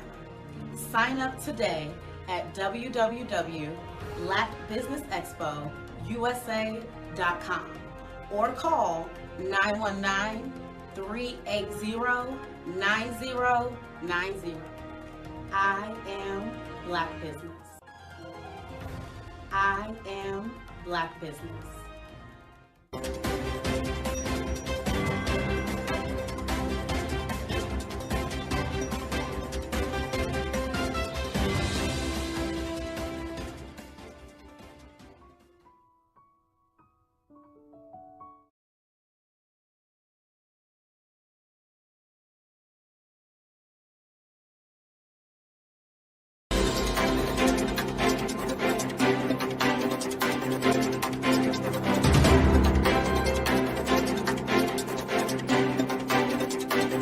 I'd like you to imagine with me, if you will, opening an app where you can collaborate with like-minded individuals from around the world, get inspiration and in-app tools to launch and grow your business, as well as share your knowledge and earn compensation, all in one app. Well, the name of that app is Truso, short for Truly Social. Hi, I'm Matthew Newman, the founder and CEO of Truso. A new concept in social media, Truso is designed from the ground up to be a platform that's both social and empowering for all its users. How exactly do we do that? I'm glad you asked. First, Truso brings the world together via video. Psychologists assert that video provides a significantly more effective connection than audio only. When you enter a community on Truso, you're face to face. Second, on Truso, you don't have to have 1 million followers to monetize. Our business model allows all hosts and moderators to monetize, no matter the size of your following, by 1, producing fee-based content, and 2, inviting others to join the platform as subscribers. Even more, Truso has an in-app resource library with over 100 free resources, forms, and documents to help you build your brand and grow your business. Third, Truso is inclusive. The deaf and hard of hearing communities make up 360 million people worldwide. Unlike audio-only apps, Truso embraces this community, providing a networking platform that allows them to participate via video and closed captioning. We even have a deaf and hard of hearing foundation in the works as well. Fourth, Truso is both social and safe. We refer to Truso as a virtual extension of the beauty shop, barbershop, and brainchild of the community. A place where there's laughter, along with wisdom, growth-oriented conversation, and genuine connections in a safe space. Truso even has proprietary security to ensure we maintain a safe environment for everyone. Where are we at now?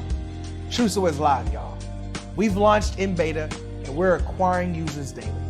We have an incredible development and marketing team, plus amazing celebrity influencers at the table, helping us spread the word around the globe, beginning within the African diaspora and beyond by creating a safe space for growth, connection, and collaboration. We're truly excited about Truso. We've created something special for which there is a global market. And we invite you to embark on this journey with us as a shareholder. The future for Truso is truly bright. Join us and let's go there together.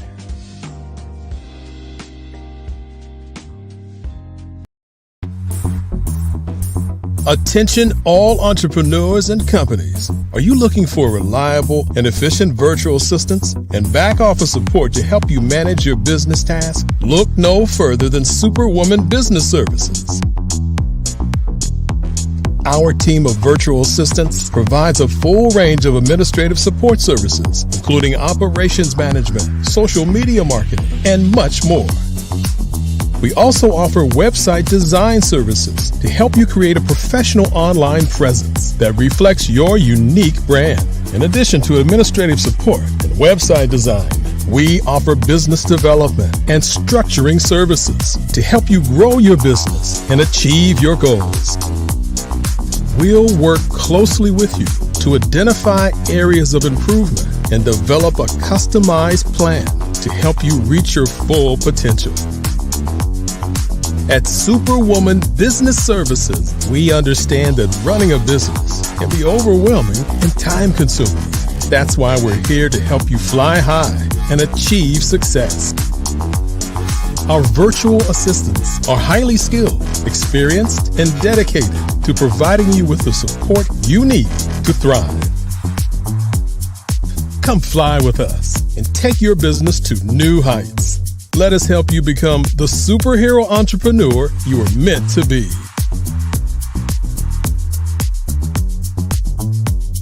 Contact Superwoman Business Services today to learn more about our back office support services. Come fly with us and take your business to new heights.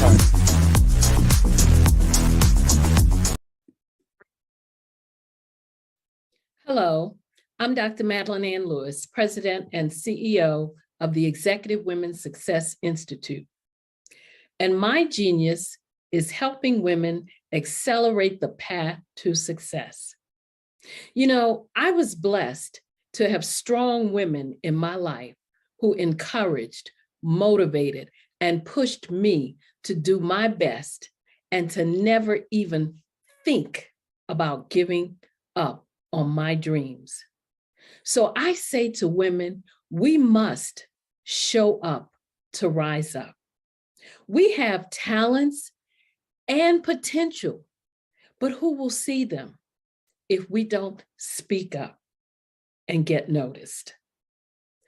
I know that women are a tremendous resource on this planet, and there is nothing more fulfilling than helping a woman tap into her full potential. I do this because I want to be a part of helping as many women as I can to show up, to rise up. I do this because genius is common.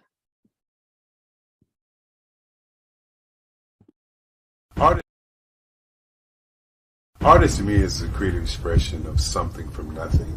You know, it explodes onto the canvas, or it explodes on in my work. One of the things that I try to do more than anything is I try to just give the lines and the movements and emotions and the expressions to what I do. Art really means to me a chance to express how I feel deep down inside. Most of my art begins as a thought that I might have, you know, whether it's sports, whether it's history, whether it's a woman or a man. It pretty much starts as an idea of thought before I get into the actual image of what I'm going to draw. I do a lot of historical pieces. I was a history minor in college, and I love to do history pieces. And a lot of times I'm thinking about history, and then I try to make that history impact you as you look at it. That's one of the reasons I do pictures so large. People ask me, why do I do the pictures so big? And I tell them, I want the piece to impact them as they're looking at it. To kind of dominate them, dominate their space. And most of my pieces I try to do off page. I don't try to do anything that's going to be in those four corners or in a square. And I want your imagination to be a part of the piece that you're looking at.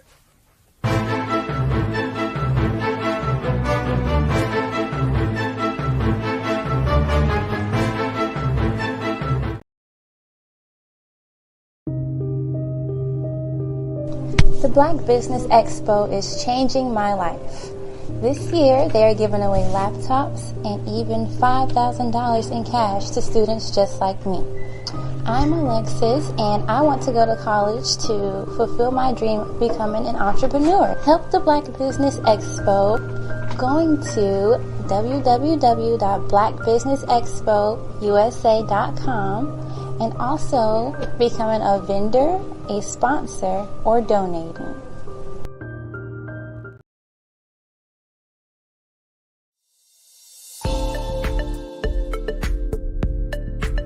Ignite your life and seize the new year by effectively planning it with your 2024 Ignite and Take Flight Planner.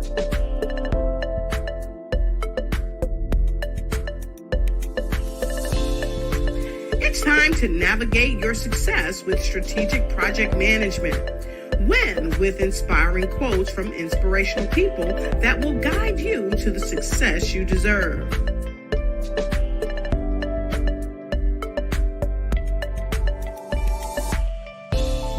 And don't forget to track your dollars, habits, empowering notes, and connect with dynamic brands.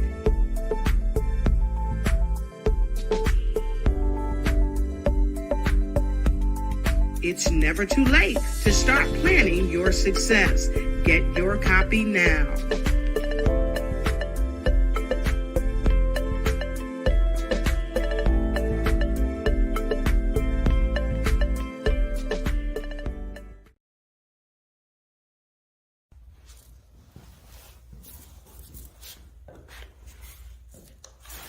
How you doing? I'm Rodney Allen Rippey. Yeah, the child actor. Well, now, leading man. Some of you might remember back in the day, the Harlem Globetrotters popcorn machine. Remember that? Well, it was a Saturday morning special that would come on, and I was there with Geese and Tex and Meadowlark Lemon. Remember the show? Well, I had a great time. And I have to say a huge, huge thank you to all my fans out there. Thank you for all the years of support. I went on from the entertainment industry. I started getting into producing and directing. And now, hey, here I am. I'm a studio executive here in Burbank, California at 2526 Studios. I have to say, it's been pretty good, but the best is yet to come. Please stay encouraged.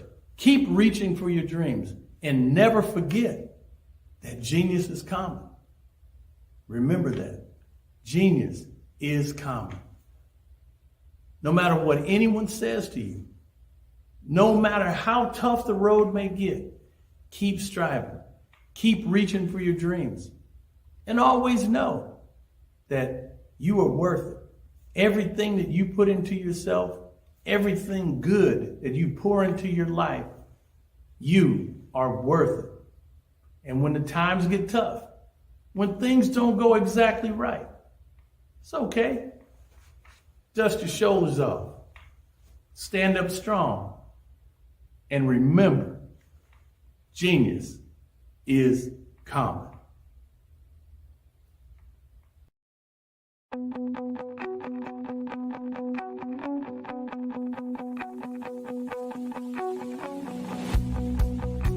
I am Black Business. From the moment I wake until the time I sleep. Yes, I am Black Business. I am Black Business. Tell me, are you Black Business? I am Black Business. Do you support Black businesses? Listen, I support Black business because I am Black Business. Black Business Expo, one of the largest business showcases in the history of Black business in the world. The world! Sign up today at www.blackbusinessexpousa.com or call 919-308-9090. I am Black Business.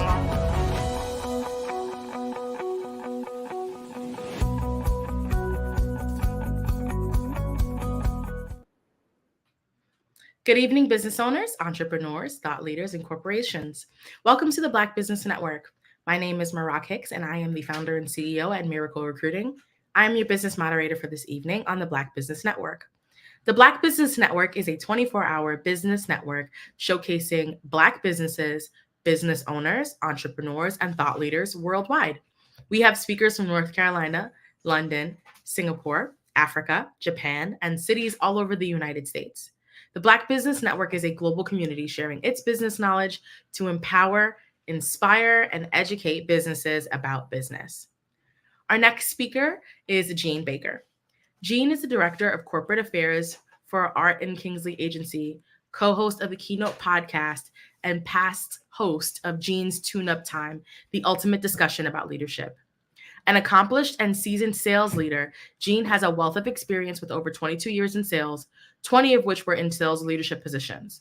He is also an accomplished coach and leadership facilitator with an award-winning background in sales training.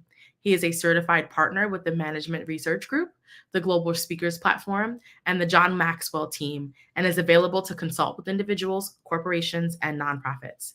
He holds numerous professional certifications in emotional intelligence and leadership behavior analysis, including DISC, LEA 360, IDI, and Discovery Insights. He's also a certified facilitator and DEI courses. Based on his experiences, leadership behaviors, and training certification, Jean brings a unique understanding and approach born out of leading, coaching, and developing many teams and individuals through significant organizational change while keeping a strong focus on driving high levels of performance, employee engagement, and positive culture. His training background has provided him valuable experience in Salesforce expansion, curriculum development, training, workshop development, learning behaviors, and workshop facilitation. Gene is known for having an immense passion for bringing the best out of people and helping organizations achieve high results through leadership and excellence. I now present to you Gene Baker. Hey, Gene, how's it going? Hey, well, thank you for that. It's going great. Of course, of course. All righty, well, I will leave it to you. Genius is coming, and I'll see you on the other side. Absolutely. Well, good evening and congratulations to all of you who are here right now. Some of you may have been on the platform for morning, noon, and now this evening session, and you have heard some amazing speakers. And I'm so honored, I believe, to kind of close this down for this evening. And what we're talking about, what I'm going to talk about, and I wish I could have a conversation with each and every one of you, but what we're going to talk about is leadership. Why leadership? Because leadership matters. Just think about when you've been in a situation and you had a terrible leader. What were you thinking of doing that whole time? Probably leaving, right? That happened. It is happening. Everyone's heard of the Great Resignation. It wasn't just for leadership, but people were leaving the corporate world in droves. But leadership matters in keeping people and attracting people to your organization. That's why it's so exciting to me to talk about leadership and really help leaders be the best that they can be. Too often people are put into leadership positions and don't have any experience and any knowledge of how to really lead. Maybe they were talented. They probably were talented in what they were doing, which is why they got promoted in the first place. But they haven't then gotten training and skills in how to be the best leader. And that is a huge gap in a lot of organizations. So what we're going to do is kind of break this down a little bit and talk about not just what is leadership, but the impact of leadership, and then what we can do, what you can do to improve your leadership capabilities. So let's talk about leadership a little bit. As it relates to employee turnover. What's the turnover? Just last year, the average tenure of an employee was 4.1 years. So workers aged 55 to 64 had an average tenure of 9.9 years. Workers aged 25 to 35 had an average tenure of only 2.8 years. Let me say that again. Workers aged 25 to 34 had an average tenure of only 2.8 years. We're going to talk about that. Moreover, men had longer average tenure than women at 4.3 years versus 3.9 years. So the shorter tenure for younger workers is really a threat that's not just today, but it's going to be a threat for years to come, because that generation X is now not the largest generation in the workforce. Millennials are the largest population in the workforce. Who are millennials? For those who need a refresher on it, millennials are aged 27 to 42. So Generation X is 44 to 59. So millennials are leaving, or at a large rate, they only have an average tenure of 2.8. That has massive implications to your organizations. Maybe you have your own organization. Maybe you're working for an organization, you're a leader there. You need to understand what are the needs of your millennial sales force or workforce, and what are your needs of your overall sales workforce, right? All right, so what's the cost? I mean, why should you think about that? Yeah, people are going to leave, but you might say, well, so what? Well, the cost can range anywhere from 1/2 to 4 times employee annual salary. 1/2 to 4 times the annual employee salary. So as an example, let's say an employee makes $60,000. So that could be upwards of $180,000 to fill. So what is that cost made up of? It's 30 to 40% is hard cost with 60% being soft costs. Another example is a 100-person company with an average salary of $50,000 could have turnover costs over $2 million a year. Have I gotten your attention? So not only does leadership matter just in general, but leadership has a cost, especially great leadership has a positive cost. Bad leadership has a significant negative cost just in employee turnover, not counting so many other areas. So what are the top challenges that are facing leadership in today's world? Well, one is recruiting new talent. We all heard about the Great Resignation. That's why 1 in 4 workers were leaving, if not higher. So how do you recruit new talent to your organization? Improving the workforce environment is another significant challenge right now in leadership. Improving workforce environment to retain your employees. You got to look at what you have going right now. Why do people want to come? Why would people want to come into the office? You got to think of really creative ways in which to do that. There's challenges of remote working. It's great that people can work from remote. Myself, I've been working remote basically my entire adult life, so I'm used to it. A lot of people aren't used to it, but what people find is when you work remotely from home, work is always there. And so there's benefits to that, and there's challenges to that. There's a self-assessment for improving leadership skills. We need to understand, how do we assess our skills? That's why I have those certifications to help organizations really assess their leadership capabilities in an organized manner, and then decide what leadership behaviors are most needed to move their organization in the right way. So understanding how to do that is really critical. Developing a high trust level with your employees. I don't care what organization you're in. If you want to keep your employees got to trust you. They got to trust your leaders. So your first line leaders are so valuable to your organization. They are your heartbeat. You really have to understand, do they have a strong understanding of their personnel? Do they have a strong connection? Do they have a strong influence level over their employees that can develop a long sense of trust and a deep sense of trust? Teamwork management for creating success. Teamwork is so important. When people collaborate more, when they communicate more, productivity skyrockets. But people have to feel welcome. They have to feel wanted. They have to feel that they're valued. They have to feel that the organization cares for them. So all that goes into creating strong teamwork. So you have to really think about, how are my teams collaborating and communicating with each other, whether it's remote or live or a combination of two. And then lastly is evaluating potential performance. Evaluating potential and performance, I should say.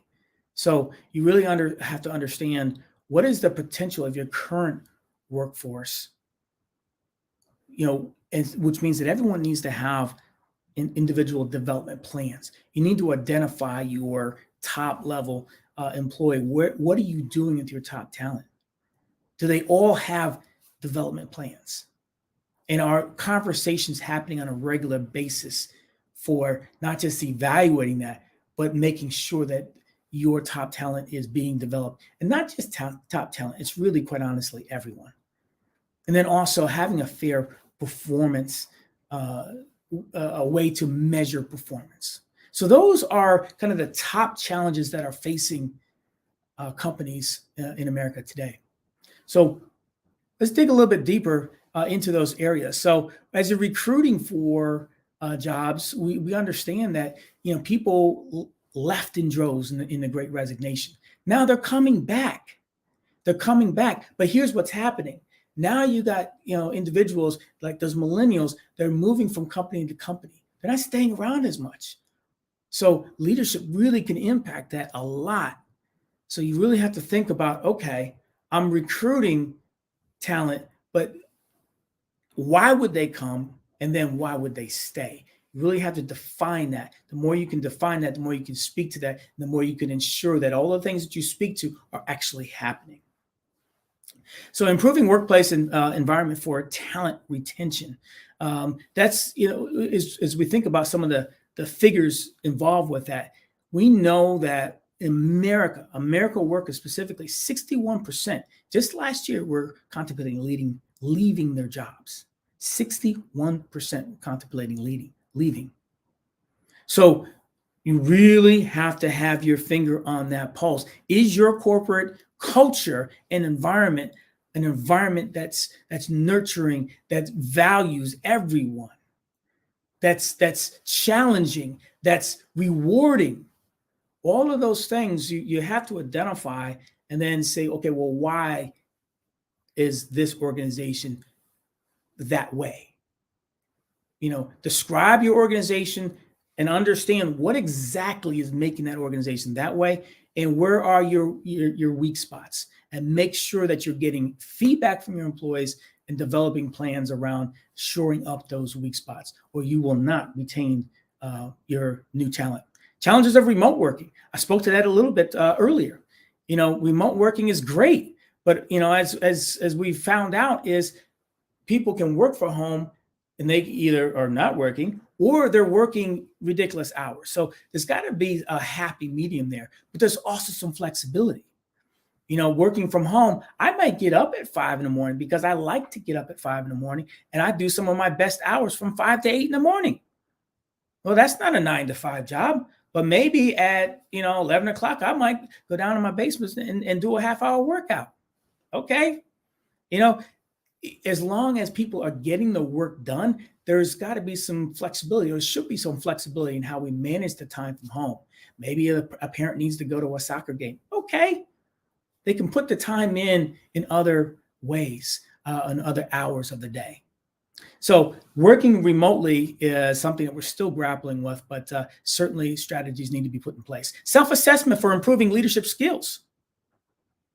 What does that mean? Well, how do you leaders understand, are they meeting or exceeding expectations? How are your leaders getting developed? What are they developing? What skill sets have you identified for your organization that are important for the long-term success of your organization? You got to identify those things and then have your leaders align to those things and self-assess and have a 360 assessment around those leadership behaviors. Tools like the LEA 360 are great tools of behavior analysis for any organization. Developing high levels of trust with employees. I mentioned that earlier. I think it goes to say, that is just something that, it just doesn't just happen. You got to be really intentional about understanding what it is that you're doing that would or would not engender trust within your employees across your organization. It's not just what you say, it's what you do. It's not just what you do, it's just how consistently you do that. When you're consistent and you're intentional in those actions, now people can start to trust you because there's a history and an expectation based off of that history. Teamwork management for creating success. Look at how your teams interact with each other. Pay attention to it. Have your finger on that pulse. What's the energy level in your teams? Is a lot of infighting? Is there a lot of distrust? Is there collaboration? Is there a lot of collaboration? Are ideas being presented? Are people thinking outside the box? Or are people waiting to be told what to do? You really think and analyze really closely how your teams interact. You want your teams to be strong, cohesive units where people are comfortable, where everyone is participating, where everyone is valued, where everyone shows up and wants to show up and interact. Because when that happens, all the walls start to come down and people collaborate with each other more. When people collaborate, then ideas start flowing. An organization without new ideas is an organization that is dead on the vine. So you got to have a big sense of collaboration. Your teams have to be functioning at a very high level. That's your responsibility as a leader to make sure that happens. All right. So then lastly, just evaluating potential and performance. It goes without saying, how are you evaluating performance? How often are you evaluating performance? So make sure that this, at certain points during the year, I still hear from various organizations and people in those organizations that, they'd be lucky to have one conversation on performance, at the end of the year. That is not the way to do it. Make sure that your leaders are having performance conversations at least quarterly, check-ins with their employees. Make sure that that is happening, and make sure people understand what it is that they're supposed to accomplish, what does it look like to meet expectations. And that should be a high bar to meet expectations, but not ridiculously high. So think about all these things. What does it mean to exceed? What does it mean to be outstanding, exceptional, the example of your organization? Make sure all of those things, those behaviors are outlined, in as clear as you can get, so people have a roadmap to, okay, this is what performance looks like. All right. So one of the things that I talk about often with organizations, and I did as a leader, is values, in leading with values. Why is that so important? When we think about values, we know that corporate values define and describe the corporation, right? They define and describe the corporation, and they influence the culture of that organization, right? So personal values define and describe us as individuals, and our personal values influence our behavior. So what do you think what happens when corporate values and personal values don't necessarily align? When they're not in line, people are uneasy. They feel that unease. There's discontent. People are unhappy. The morale drops. And when the morale drops, there's high turnover. So it's very important to understand what your corporate values are, and how those align to your employees and to the customer base that you serve. When values are aligned, when corporate values are aligned with personal values, then the contentment goes up. Everyone feels good. There's a higher morale, there's low turnover, and there's higher productivity. And it's scientific, the data is there. Values, when the values align, productivity is much higher. So it makes sense to lead with values. What you have to do is understand, okay, well, what are those values? What do we stand for? So certainly there's corporate values. What I try to do as a leader is have my own values across my team that were aligned to a corporation, and then some. All right. So I'll give you these values. You can do with them what you may. I'm not going to get deep into them. This is a whole nother talk, but I wanted to give you something that you can kind of noodle on and think about as you move forward from this evening. These values that I talk about with my team, when I talk about these values with my team, we go over each one of those, and I go around the room, and from time to time I have people say, well, what does this value mean to them? And how do they exhibit this value? So I want to make sure it's not just me telling them the value, but it becomes a fabric of everyone on that team. It's who we are. Because remember, values influence behavior. All right, so one is, we value people. Sounds simple, but no, we value everyone in the room. We value you as a person. We show you love as a person. So important that everyone that shows up on your team feels that they are valued for who they are. You may not like everyone, but you got to value everyone on your team, right? We got to live intentionally. What that means is it's so easy to go downhill, just because when you're downhill, you're just going to go, right? Regardless, your momentum's going to carry you downhill. When you go uphill, you got to put in effort every day. When we talk about creating momentum, we talk about, intentionally being consistent in certain behaviors. When you do that, you then start to create some momentum, and momentum is a huge part that goes into your favor. But we got to live intentionally. Be in the moment. Understand what's happening around you. Understand what's happening on your team. Understand what is happening in the individuals on your team. So critically important. Don't lead from up here and have no idea what's going on individually with your people or the teams that you're leading. Exceed expectations. That is a value. We should all want to exceed expectations. The world is run by a very small segment of people that exceed expectations. Be part of that. Don't be the bottom 80%. Top 5% lead this world. We want to be in the habit of exceeding expectations of each other, of our leaders, and of our customers. Grow daily. Have a growth mindset.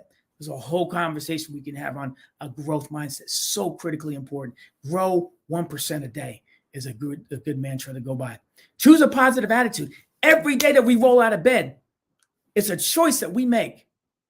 It's a choice. Am I going to have a positive attitude or a negative attitude? Choose to have a positive attitude. Choose to deal with whatever's going to come your way with a positive attitude. Positive attracts positive. Negative attracts negative. There is so much negativity in the world that is so hard to break through that. So be very intentional with the attitude that you choose. Be consistent in everything that you do. That helps to build trust. When you're inconsistent in your actions and your follow-up, people stop trusting you. When you lose trust as a leader, you lose influence. When you lose influence, you lost it all. Equip others as a leader. Equip others. That is a mindset. Now, this you may think is just a leadership. So why would I be presenting this to a team? Well, on my team, I want everyone to think of themselves as a leader. So as leaders, we want to equip others. We want to share knowledge. We want to develop others around us. So critical as we talk about, hiring and attracting talent. Well, sometimes we have great talent on our teams that could be cross-trained. So we want to equip others and we want to develop leaders within our own teams. We want to lead by example. That goes along with that. Everything we do, show up, show it, do it. Don't be that leader that's like the travel agent. I'll tell you where to go. Then I'll wave goodbye to you. No. Lead by example. Get down in the pits. Get down in the trenches sometimes with your people. Show them that you're there with them.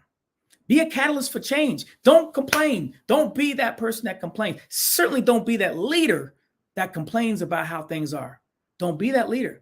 Because if you're complaining, guess what everybody on your team is going to do? They got a green light to complain about everything that's being done. Be a catalyst for change. I want everybody on my team to think about what can I do? Because everything's not going to be hunky-dory. Everything's not going to be great all the time. What can I do to be a catalyst for the change that we need to happen across the organization? Bring me solutions. And then lastly, leave room for faith and or reflection. Everyone's not religious, but I think it's really important that we at least leave time for ourselves every day to take a step back and reflect on the day, reflect on what we want to have happen during the day, be thankful for what we do have, just leave room to connect with your inner self and connect with a higher being if you are a person of faith. So if this not, that last part is we don't need everyone to be religious. We don't even want to, go down that road, but we do want people to leave time for a healthy spiritual being. All right. So I just gave you 10 values that are critically important in any organization. You may not choose all 10, but I'm telling you, this is a powerful exercise that I do with my teams multiple times a year to reconnect with these values and make sure that this is how we are living our lives. All right. So when we think about outside of values, what about me as a leader? What can you do as a leader? There's so many things that you can do as a leader, but I thought a great resource that I would talk about tonight is from one of my mentors, and I'm also a certified John Maxwell trainer and coach. One of John Maxwell's books is the 21 Irrefutable Laws of Leadership. It is an amazing book. There's so many great nuggets in there. We don't have time. We're not going to go through 21 laws, but I did want to point out maybe 5 laws for you that I think are really critical for you as a leader that you could focus in on starting this evening. The first law is the law of the lid. Maxwell said the leadership ability is the lid that determines a person's level of effectiveness. Leadership ability is the lid that determines a person's level of effectiveness. So if, let's say you're measuring leadership in from 1 to 10, the lower your ability to lead, the lower the lid on your potential. So not just your potential, but then also potential of those under you. Because if your leadership lid is a 7 per se, then it's going to be really hard for you to lead those that have greater ability, 8, 9, 10. You may be able to influence and lead those under you, your ability, but it's going to be really hard for you to lead those above. Now, if you're a new leader, never been trained in leaders, don't really focus on improving your leadership skills, then you really have an issue, because now you may have some great leadership across your team, but you're not capable of truly leading those. So you got to really understand what is your lid as a leader and take the steps consistently and effectively to move your leadership ability forward. You know, there's a story about analogy of the flea. Ever heard you know anything about the flea? Fleas are incredible beings. They're so small, but they can jump like incredibly high compared to their stature. So, I mean, a flea can jump 2 to 3 feet, right? So they have great leaping ability, and they have that ability so they can latch on to the animals that cross around, you know, where they lay in the grass, right? But what happens if you put a flea in a jar? Put a lid on that jar, right? So here's a flea that has ability up here, but the jar lid is here. What happens is then they get used to jumping just high enough so they don't hit their head on the lid. You know, if you put another flea in there and they start having flea babies, all those babies, then that's their lid. And they don't increase their potential. They don't increase their ability. They don't even know that they have more ability. So really important to recognize that you're not putting self-inflicted lids, or that if there is a lid, that you work everything you do everything you can to bust out and increase, because that law says there is flexibility there. Doesn't matter if you're a 6 in leadership ability now, you can grow that ability. So make sure that you understand that law of the lid. Don't put that lid on you. Don't put that lid on your leaders across your organization. Make sure that lid gets screwed off from time to time and people are expanding their leadership capabilities. All right, the law of influence. It's actually the second law in the 21 irrefutable laws of leadership. And this is the true measure of leadership is influence. John Maxwell says that influence, the measure of leadership is influence, nothing more, nothing less. Well, how do you influence if you don't know those on your team? When I teach inclusive leadership, one of the exercises we go about is we say, okay, name everybody on your team. And then you start to list things you know about those people. What are their skills? What are their desires? What are their fears? What is this, that, whatever? So you go through this exercise and then you say, well, how do you know that? Are you making assumptions? Or have you actually had a conversation with that person to better understand who they are as a person? So important as a leader to take the time to get to know who is on your team and get to know them as the person that they are. Because once that happens, now people are more willing to be influenced and to follow you.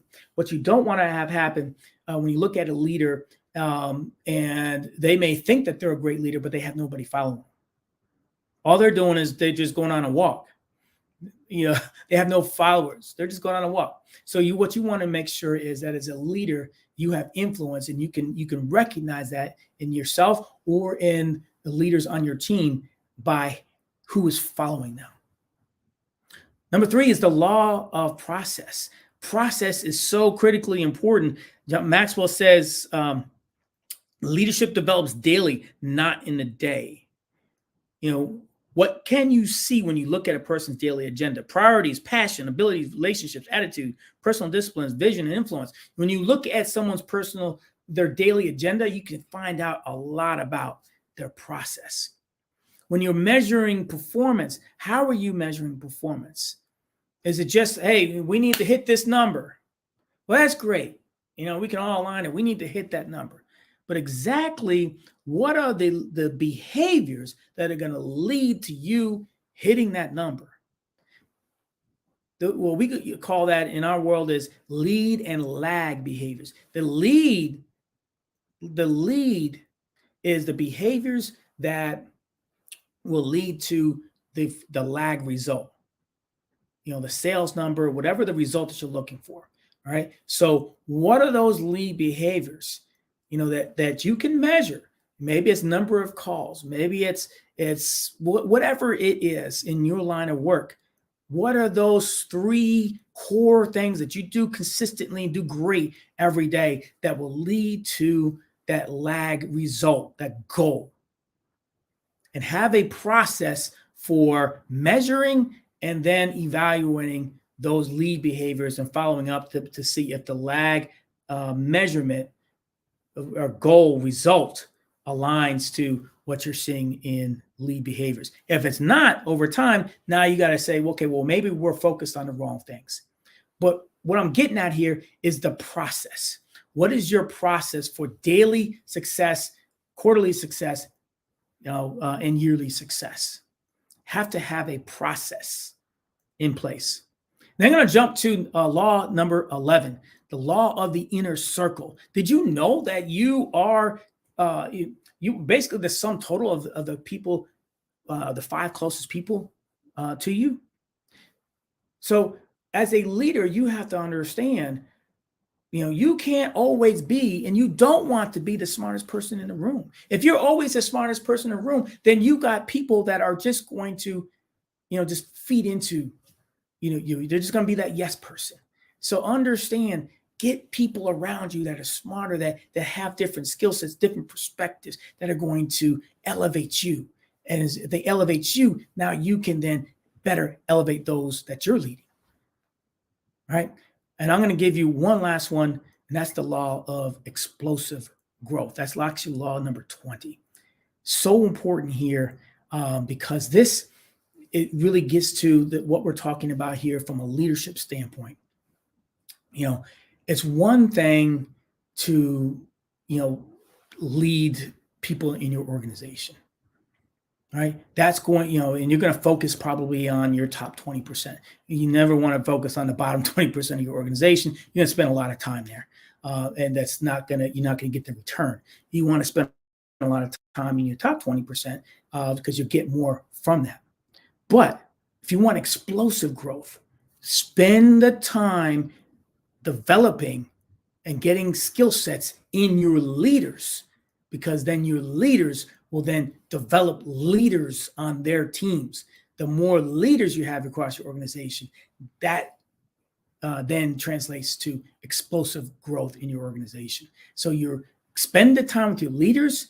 Don't skimp on budget on developing the leaders, and then have your leaders develop leaders within their teams.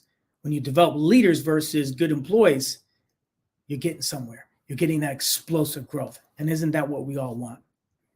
All right. So I think I've come up to my time. Hopefully you've got some out of that just in terms of understanding the impact of leadership, and then understanding the value of leading with values. And then the 5 things we talked about from the 21 irrefutable laws of leadership from John Maxwell. So I'll leave that with you. Be great, be exceptional, and be great persons of influence. Gene, thank you so much for sharing your insights this evening. Before we let you go, just wanted to check in. Where can people find you if they want to work with you, if they want to have you come speak? Where are the best places for people to find you? You can find me all over. I am on LinkedIn. You can find me on basically all social media. You can also email me at bakergene, that's GENE 91 at gmail.com. And so, yeah, you can find me. LinkedIn is a great place to find me, but you can also email me and we can connect. I'd love to talk to you about leadership. I'd love to talk to you about DE&I. I'd love to talk to you about even individual coaching. If you're an executive or if you're looking to be promoted, that's a great time to really examine where you are and where you want to go. And I can help you with that. Awesome. Thank you so much, Gene. Really appreciate it. You have a great evening. Genius is common. I'll see you on the other side. On the other side. The Black Business Expo's mission is to raise funds for high school seniors going to college or its K-12 entrepreneurs.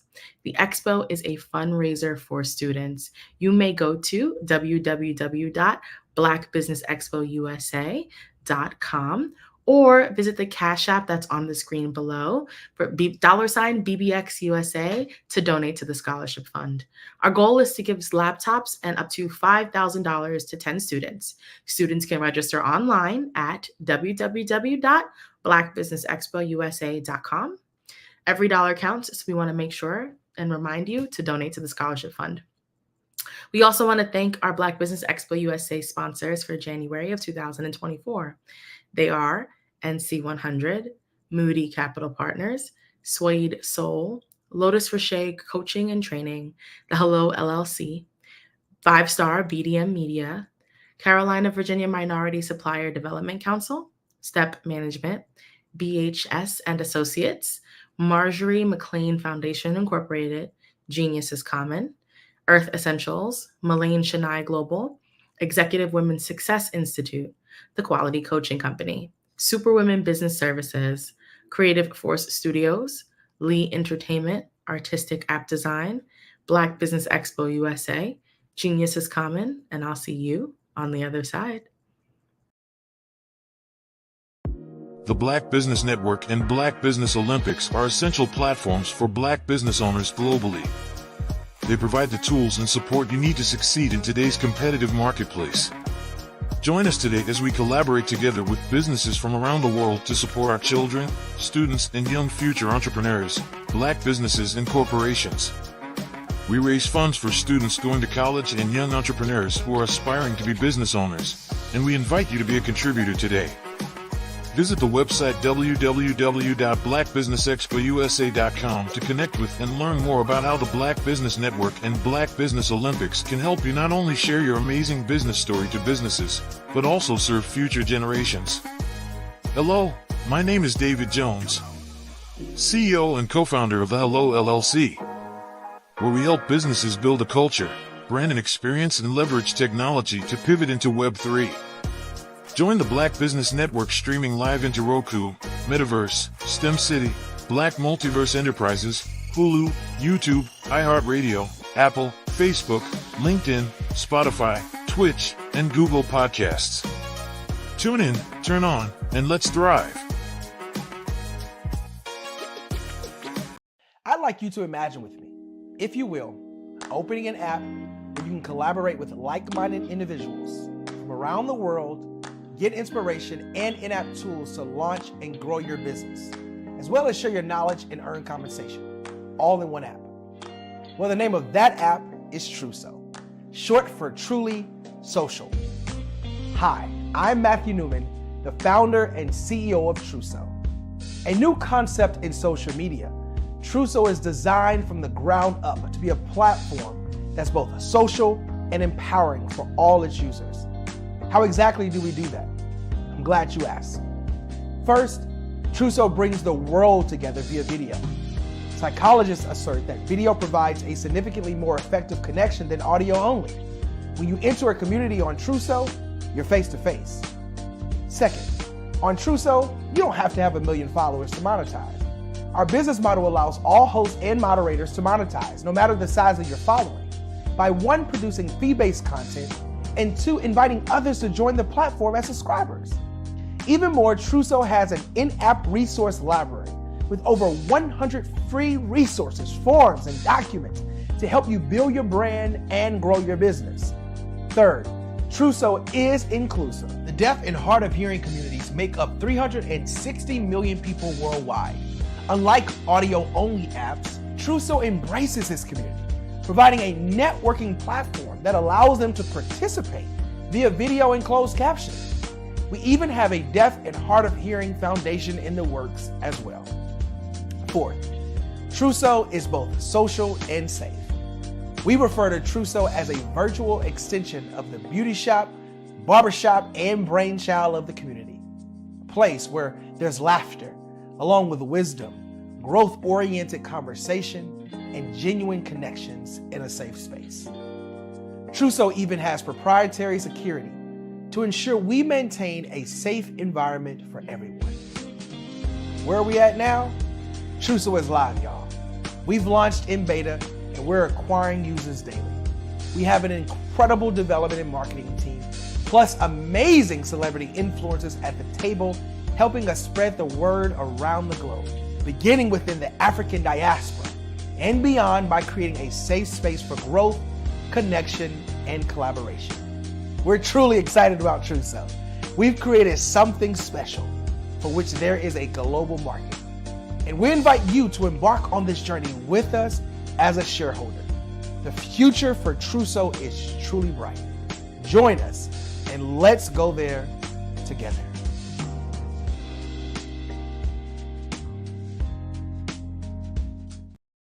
I am from Washington, D.C., but I was raised in Durham, North Carolina. I came to Durham when I was about 5 or 6, and then I traveled back and forth to D.C. because it's where my people are from. One of the unique things about my family is my mother, she's also an artist. She does quilting, and she does a lot of artistic things. And then my son, he draws with both hands, his right hand and his left hand like I do. So that's kind of a family trait.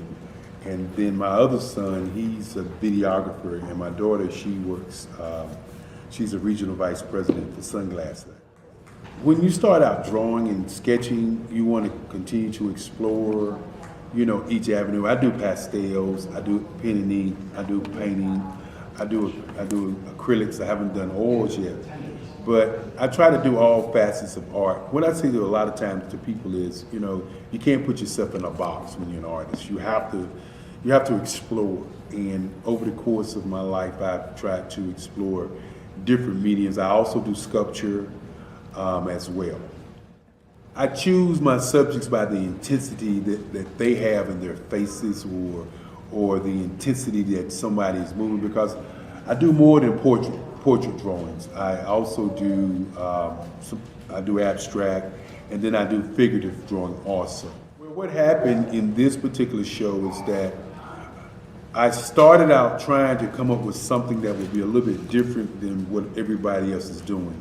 So I was working on a Barack Obama show, and they wanted me to do some paintings of Barack. And so what I did was, because of the deadlines, I kind of did it kind of fast. And then I realized when I was doing it fast, I enjoyed it. And so then I started doing other pieces the same way, and I started to enjoy those pieces also. And so I came up with this particular style. And it's a style of lines and colors